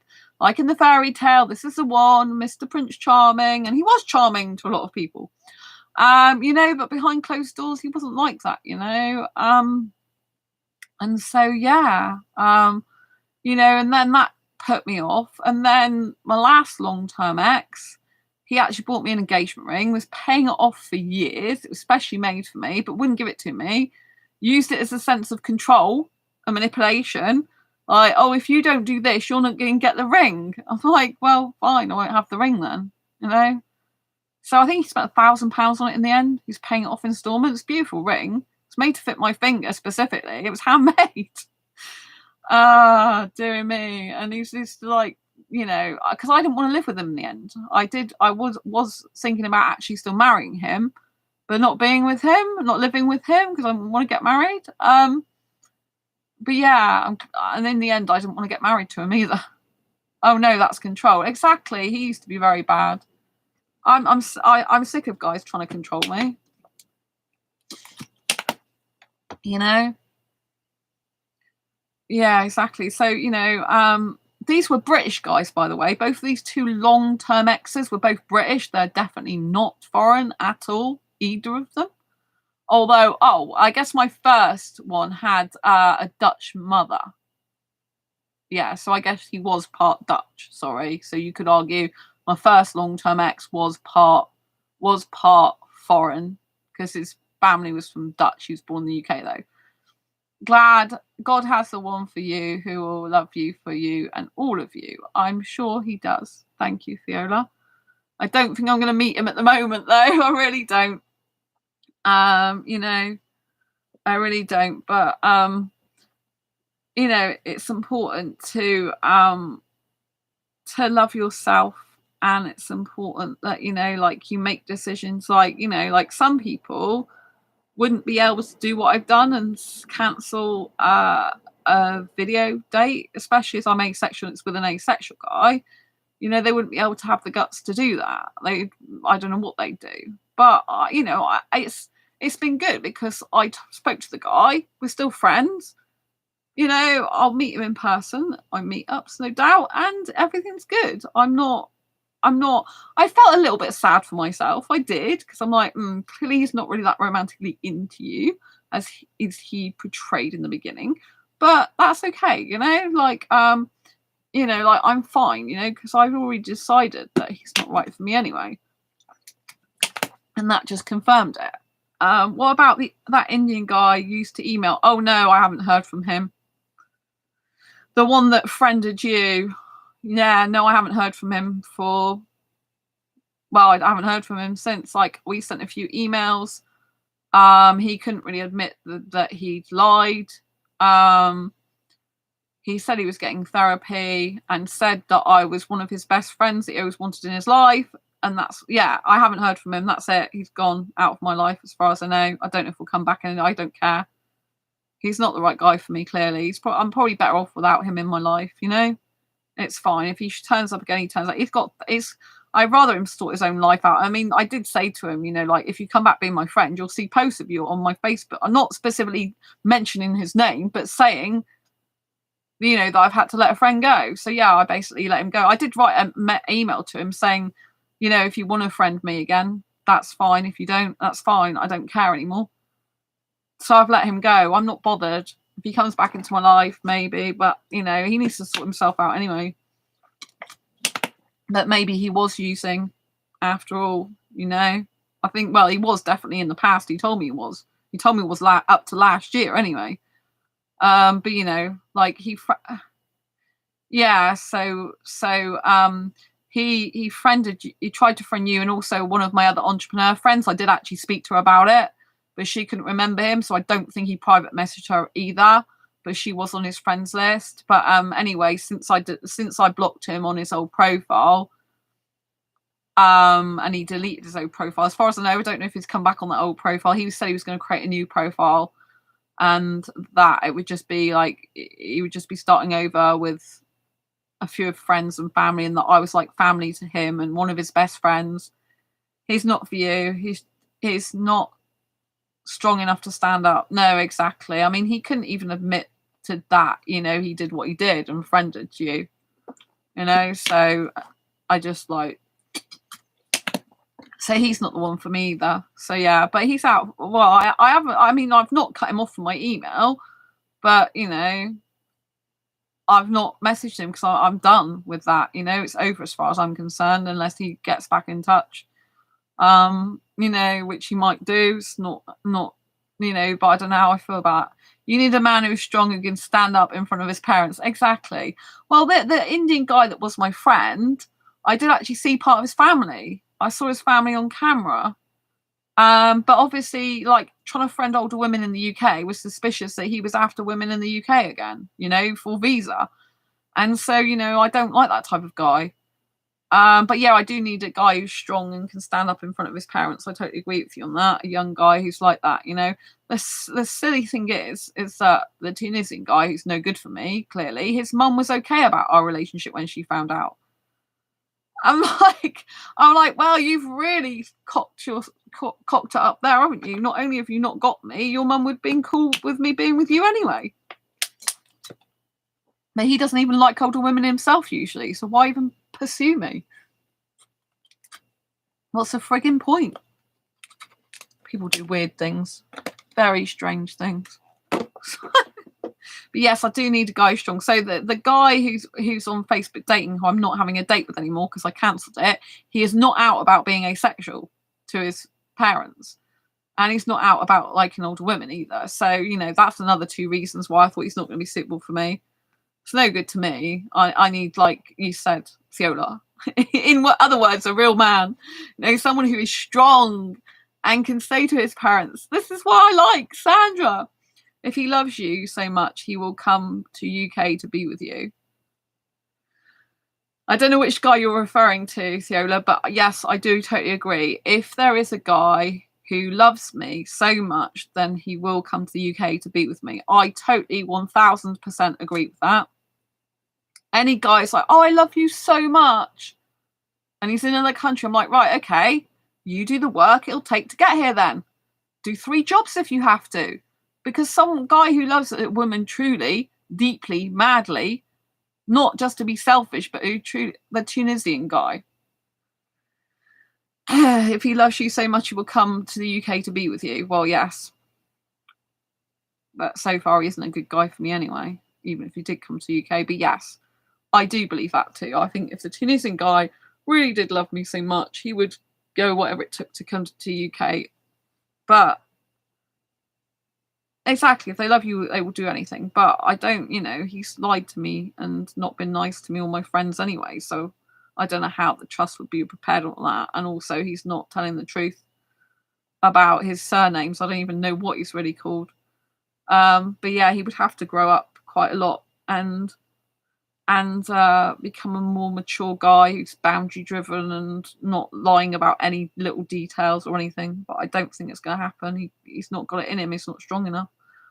Not want a visa. Let them get their own visa. Exactly, Viola. That is my thing. You know, it's like, you love me, you want to be with me, fine. Go and get your own visa. Go and come to UK, right? Because if it's not the visa you want, right? If you're not loving me because you want a visa, you're not loving me because you want marriage with me for residency, you're actually really loving me, then go and do whatever it takes to get to the UK yourself.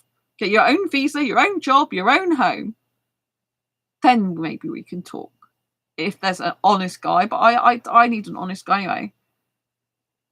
You said the Tunisian guy? Yeah, I did a video on this, Ciola. Yes, the Tunisian guy came on LinkedIn, specifically created a profile and asked me to connect, you know, requested connection on LinkedIn. This was to basically so we could message each other.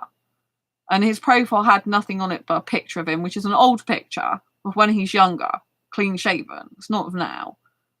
And it was like he's studying for 3 years anyway, and I've categorically told him I don't want an online relationship, and he liked two groups, or following 2 groups, something like that, or in 2 groups. And then so it had nothing but a picture on, so no other connections or anything.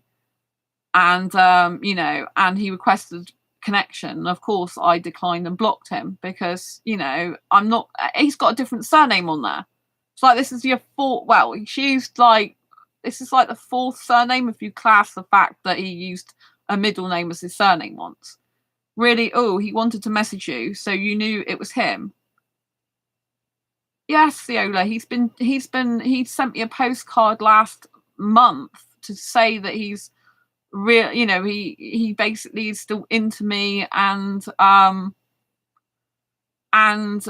is stuck with me. But it's like, I don't want a guy who's stuck with me. I want a guy who wants to be with me. Yes, I blocked him. It was definitely him on LinkedIn. He's got his favorite. He had one of the favorite pictures I liked of him. He purposely put on LinkedIn, which he had before when I knew him, the Tunisian guy. So it's not. I know for definitely it was him, and they requested a connection for me to accept and talk to him, but I didn't talk to him. I blocked him because at the end of the day, it's not acceptable behaviour for him to be going around creating fake names. Still, he's got another name on LinkedIn, surname that he's never used before. Clearly, he's not 4 different surnames, is he? I don't even know what his real surname is. And his Gmail is a woman's name. It's not, you know, like his first name, but a woman's name. It's like, what the hell's going on with that? Makes no sense. It's dodgy as shite, excuse my language. You know, I don't want a guy who's dodgy and doing weird stuff and creating fake profiles and God knows what. But yeah, so he wrote. So basically, I split up dating him on the 1st of November. As you know, he stalked me for over 2 weeks, I think it was, and wasn't very nice to me on this channel. And he wasn't nice to my friends. He swore at one of my friends, not very nice to her, and tried to message my friends and calls and created multiple fake profiles on Facebook and Twitter. And then, you know, I was off here for a while with a chest infection, respiratory infection, I thought it was. And then, he tried to get hold of me by my pages as well, tried to get another woman involved, like, you know, other women involved. It's like, why would I want to talk to a guy who I don't trust around women when he's getting other women involved? That's a really clever idea, isn't it? But I mean, had he told, you know, like, I didn't even know his women friends. So women he tried to get involved, it's like, I don't even know who the hell they are. You know, but a guy who's genuine, honest, kind, caring, who loves someone, he'll say, oh, these are my female friends, so I'll know what they are and who they're like, you know? But yeah, so that was that. Yeah, and then I didn't hear from, oh yeah, and then I saw his mum. His mum spoke to me as well when we first split, asking me, begging me to get back with him. But I couldn't do it because I said, you know, I don't deserve to be treated that way. He threatened to leave me on Facebook and unfriend me and started laughing. I'm like, fine, I'll go then. Fine. I don't want to be controlled anyway. I don't want a guy who controls me and tells me I can't eat stuff and puts me down. It's horrible. Because no woman deserves that. It's not the way to treat a human being or even an animal, you know? And so, yeah, so anyway, his mum showed up, or his mum's YouTube profile pic showed up, so I don't know if it's him, back in December. And then I hadn't heard, then he sent me a postcard saying he'd never contact me again. And you know, lovey-dovey stuff. And then yeah, I heard from him last month with the postcard he wrote me saying he's still into me.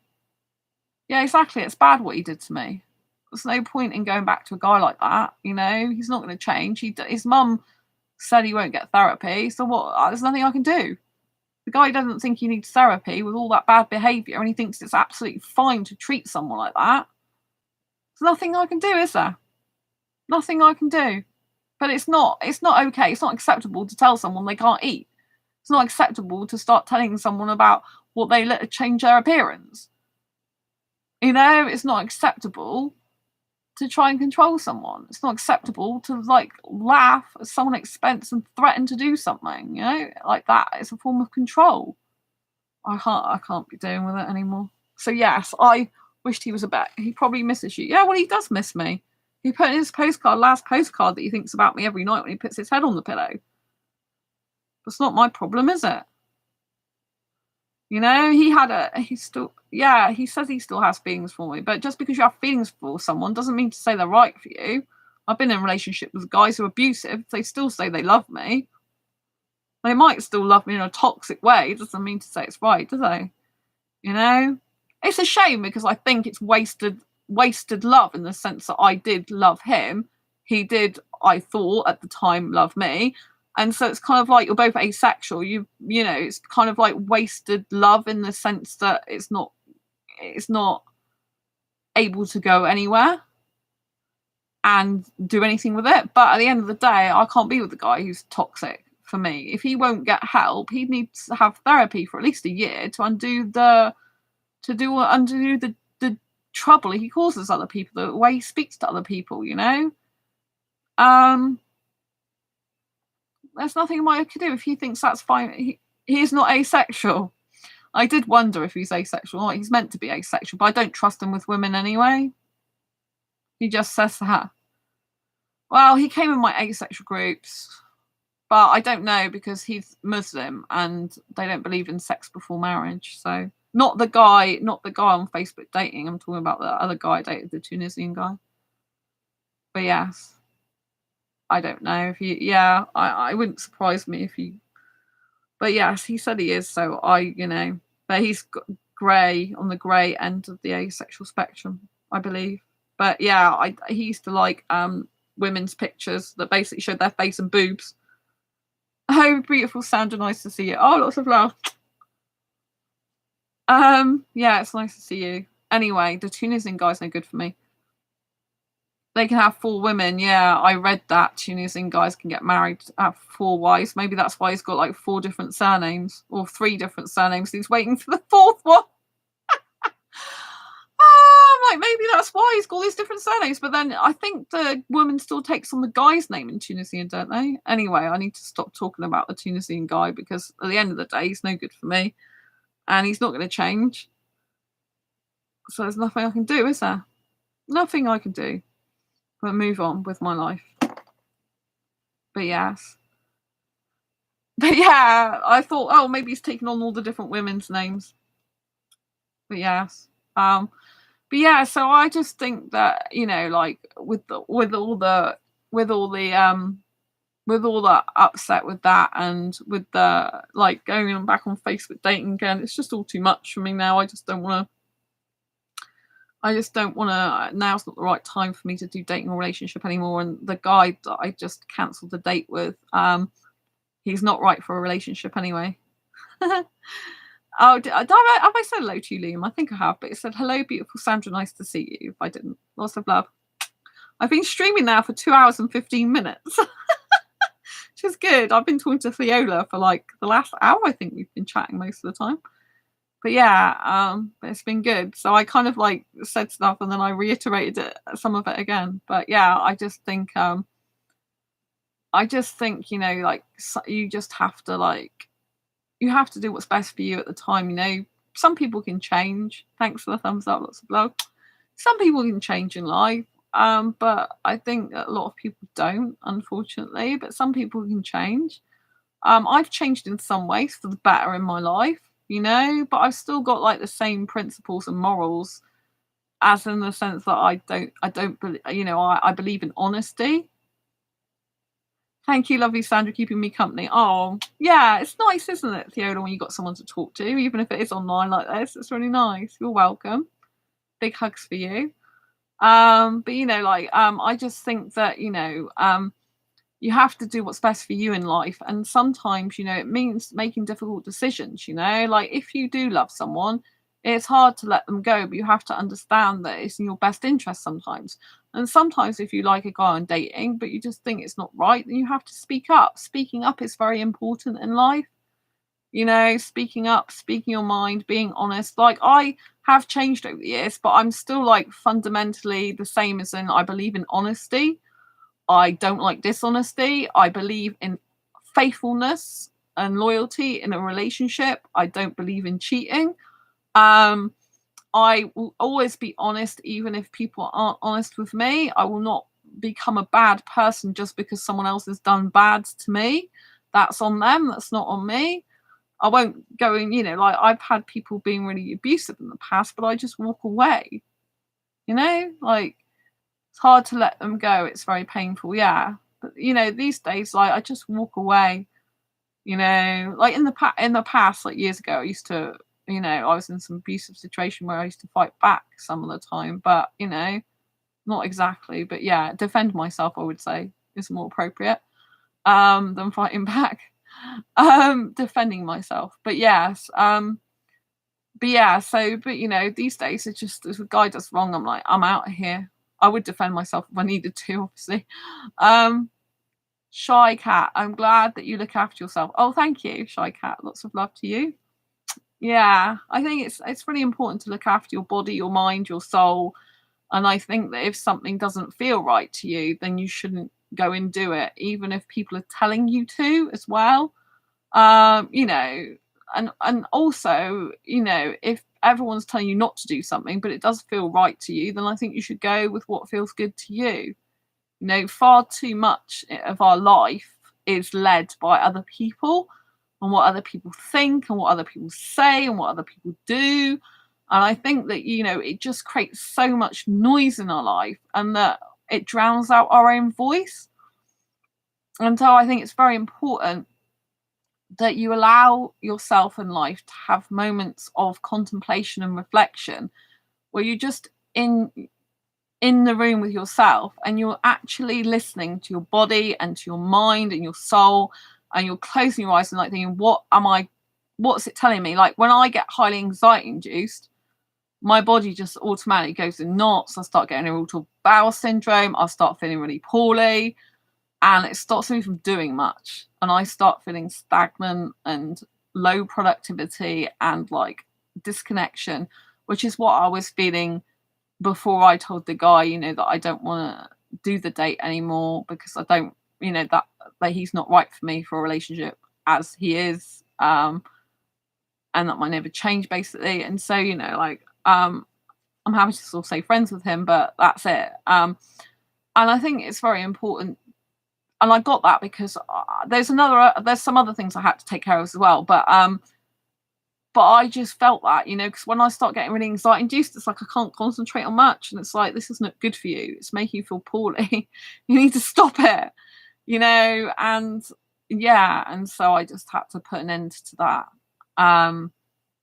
Like part of me thought, you know, just go through with it anyway, because you'll probably just end up being friends at the end of the video date. You don't need to like cancel it. You can just go ahead with it. But I was thinking I'm not comfortable in doing it in the end at all. So because they are too young for me, I just feel awkward at the moment doing that. So, and plus I don't think they're right for me anyway. So it's kind of like, well, what's the point? You're just going to spend a few hours knowing that the outcome before you've even had it. And that's not really fair to you, and it's not fair to them. So it's much better to be upfront and, you know, like, say what you mean and mean what you say. And, you know, I just think a person appreciates honesty a lot more as well. But I do get very highly intuitive, and if my body is against something and my being is against something and I physically feel poorly, it means I shouldn't be doing what I'm doing because it's wrong. It's not right. It's either not the right time or it's not right, full stop. And particularly when I see different future for myself from that path, it's like I feel like, oh my gosh, I've deviated from my path. I can feel that deviation and it feels like it disconnects me. So I think, you know, intuition is so underrated in life. So the way it feels is like you're on track. You're going like, you know, down a path. You're on track and you're like zooming ahead. And then all of a sudden you'll take a turn, which you think might be the right turn because you feel going that way. But actually, when you've gone that way, there's kind of like a barricade there. And it's kind of like, oh, you need to go back a bit because you've gone off the track. And actually, this isn't the way you need to go. You've gone as far as you can go. You need to go back now because it's like, you know what I mean? So that's the way it felt with this guy, that I'd gone, like, it's gone too far and I need to get back to being me. And, you know, which I just happy now because it's all sorted out. The guy's happy. I'm happy. You know, we're still going to be friends, which is going to be great. I'm still going to meet them one day in person, which will probably not be that far away. And I just think it's really good, you know. And so, yeah, I just, you know, like I have to be doing this show as well, you know, like I want to make sure I'm doing my live streams as well. And I just like, I feel like sometimes when I'm too focused on dating and relationships, and if it stops making me feel good, it's harder for me to do as many streams or do as much work as I need to get done because I'm too distracted. If I'm feeling really bad, it's a lot harder for me to think about stuff. Well, shorts, I like doing shorts videos. It comes really difficult to think about doing stuff like that when I'm highly anxiety induced. And if you have high anxiety inducement because something's not right, your intuition's like, oh, it's not right. So, you know, like your body feels it. If you don't pay attention to that, it will just escalate and get worse. And this is how it drags my kind of soul away and disconnects me from myself, because I'm like, you've gone off the path. And so you need to get back on this path, right? Because it was the right path. And so you got to, you know, like, please, like, start learning how to be intuitive. Being intuitive is all about being very, very conscious of yourself and your life. It requires a great deal of introspection and reflection, and it requires you to be in very much tune with your body, so that when you close your eyes, you can actually feel where any pain is, distress in the body, negative emotions, anxiety inducement, anything that's not quite right. You'll feel it probably in your tummy, in your bowels, in your chest, maybe over your heart even, you know, and there's always usually triggers for that. You know, obviously, if you're looking to get outside of your comfort zone, which you should always be trying, you're going to have some of these things crop up, but you should get out of your comfort zone in a way in which you're consciously doing it, and it feels difficult, maybe even horrible in a sense, but you want to do it because you know the outcome's going to be good for you in some way. But when you get to the point where, okay, I'm feeling a real disconnect from my soul now, when you're feeling disconnected from your soul, it usually means you're doing something that's not actually in alignment with what you should be doing.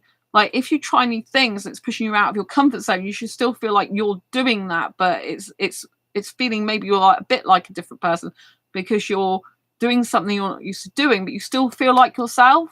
But when you stop feeling like yourself and you feel like the person who you are is over there and you're over here, like you're two different people split up from yourself and you're not as one with yourself, that's when you know there's a disconnect and you feel kind of out of control. Like you feel like one of you's over there, the other's here, and you know, like I'm not with myself anymore.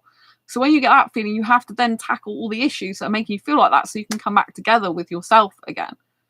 You know, and sometimes, like for me, I just have to sort it out really quickly. I'm like, I can't go on like this. I know what the problem is and I can either ignore it or I can just go and sort it out because it's not going to go away by itself. It's just, you're not going to do it, you know? And so like, you know, like I said, I could have kept the date, you know, in some ways you could argue it's no harm, but it was harming me. I'm like, no, because I already know this isn't right. It isn't feeling good. So what's the point in doing something that isn't right and isn't feeling good? And you know that the outcome already is not going to be one of a relationship or even probably carry on dating because this person isn't right relationship wise for you. They can't meet your needs. You already know that just in the last 24 hours for meeting them, you know that. So why waste time, you know? Because at the end of the day, if that person happened to be right for me later on in life, then things would work out fine anyway. But I just don't think they are the right person for me. They're not the right person for me as is anyway. They're too young and they don't know what they, you know, they're not stable and secure enough in what they want and stuff like that in relationship and dating terms. So, you know, but as a friend, I think they'll be fine. I think they'll be cool. And so, you know, I just wanted to share all this with you because like I said, I think intuition is so underrated that people don't listen to it. And we're trained a lot of the time in society to, you know, like listen to what everyone else says. Oh, I know better than you. Like, I know better than you. You love grounded men. Yeah, it's much better to have a grounded person. And in society, you know, we're kind of always taught like, you know, like parents know better than you, teachers know better than you, everyone else knows better than you. And some people do know more than you, maybe better than you. But there comes a point in your life where you also have to listen to your intuition and do what feels good and right to you. You know, what feels good and right to you, because otherwise you end up leading and living someone else's life that isn't meant for you. That's literally been concocted or, you know, made up of other people's opinions and views and shoving you where they want you to go in life, you know? But I agree with Fiola. Personally, I like a guy who's strong, who knows exactly what he wants. This guy doesn't like in that way. I didn't know that about him actually. But when I told him about the video date and why it was off and my feelings that he couldn't meet my needs and that he is too young for me at the moment, you know, I'm looking for someone a bit older. And when I explained all this to him, he said that I was right, that he is, you know, like he's not stable in that way. You know, he's you know, he's not stable basically for a relationship. He's not a safe bet was what he used. Notice the word safe as well. So when you're not feeling safe is when you can get anxiety induced. And what was I feeling? Anxiety induced. So that was my intuition. Like anxiety and intuition can work together. I think I have both that work in tandem with each other. I don't actually like, you know, like people sometimes say don't mix the two, but actually you can have both. because I get intuition, then I get the anxiety with the intuition. It's like, this is not right. You're going to get anxiety induced now because you don't feel safe. And when he said to me he's not a safe bet, he admitted, he says, oh, like, but basically he didn't blame me because he's not a safe bet, to be honest. And I'm glad he admitted that, because it meant my intuition was right, because I didn't feel it was a safe bet. Like, you know, so I was exactly right about him without even knowing that, because he never told me before. Yeah, I felt anxiety induced because I could feel that he was one of those people that's really, really messaging me lots to begin with. Then I didn't hear from him, and I'm like, and then he changed he added a new picture on Facebook dating. So clearly he could have talked to me, messaged me in that time when he was uploading a picture looking for other people on the dating app. You know, but he didn't. So that means to me he's not that interested in me romantically. You know, not enough for me to be happy, because I need a guy that's really interested in me, getting to know me, wanting to spend time with me, even in early stages. That's what I'm like. So yeah, so I just knew that he wasn't the right guy for me, as is. You know, some people can change. Like, he is only 19, which is one of the things that I'm like not comfortable about, dating someone like that, who's that age group for me personally. And so, you know, he might not know what he wants. But he didn't come across like that when he first connected with me. So it's only through my intuition and not feeling like it's good for me and anxiety inducing that I knew it was wrong. They don't want to commit. No, they did say, yeah, they did say something about they don't just go and lock into something, which is fine. I know lots of people do dating and they don't lock into something. I've just met him. But he said some other stuff, but he said he's not a safe bet because he's like, you know, he's not consistent with what he wants, basically. I don't want to go into everything he said because I don't think it's fair, but he told me he's not a safe bet because he's like, you know,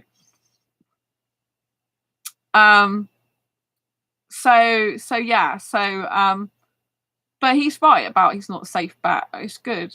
You know, so, but yeah, he told me as well that he doesn't just want to the commitment. Yeah, exactly. But obviously I was like, he's only just met me, so you can't really expect a person to be committed to you straight off exactly like that. But I would expect them to be really interested in me and want to know me more and talk to me more. But that's okay, because I knew it was wrong, and he confirmed that, so I'm really happy. But yeah, you're absolutely right, Theo. He doesn't want commitment, but he's only 19, and then, you know, it's fine. Because, like, I need a guy who's strong, knows what he wants, knows my own, and that's why I prefer a guy who's older. Like, I do prefer a guy who's at least 20, ideally 23 and upwards. I like guys a minimum of 21 years, but 23 and upwards, they usually know their own mind more. 25, they usually settled more. Not always, but some guys are more like 25, they've got their own job, they've left university, they're, you know, they know more what they want to do with their life. But I do find a lot of guys, even in their late 20s, early 30s, are still studying. Like the Indian guy that I liked last year, who was no good for me whatsoever, he was 32. And he was working and studying at the same time, but doing multiple studying stuff. So he had no time for me in the end when COVID was over. I hope I not hurt you. No, Fiona, it's fine. No, I already knew what he was like. So I didn't know exactly that he's non-committal until he said, but I pretty much knew that he wasn't that romantically interested in me. It's fine.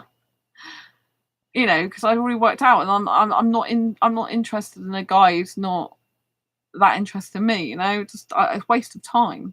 But I'm fine to be his friend. It's cool. You know, fine. And it's me who decided to cancel the date, not him. You know, so it's cool. He handled it well. You know, he didn't get assy about it. It was really nice. It's like, oh well, at least we can be friends at the very least. You know, and you know, some people, that sometimes that's just the way it is. You know, but he still thinks I'm amazing anyway, and would still like to be my friend. And I'm like, yeah, sure. You know, so it's all good. I don't have any. I'm glad though, because if I hadn't made that decision, then I might have felt differently. You know, so I'm glad I made that decision. And it's best sometimes to just decide that something's not right and then just not even go there, you know? It's better that than getting an incompatible person and ending up having feelings for them. It's not good, you know, doing that. But yeah, I think, you know, like I said, I'm just so fed up with dating and relationships again now. I'm just like, I'm all maxed out. I'm all maxed out on that. I don't want to know anymore. I just want to be by myself, date myself, have time to myself, get back to doing, like, you know, like, I've still been live streaming all the time, but I do want to get back to doing some more shorts videos and stuff and spending time with myself.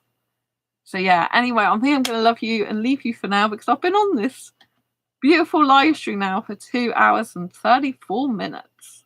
And I've loved every minute of it. I was going to leave a while ago, but I decided to stay and talk to Fiola. We had some interesting chat, didn't we, Fiola?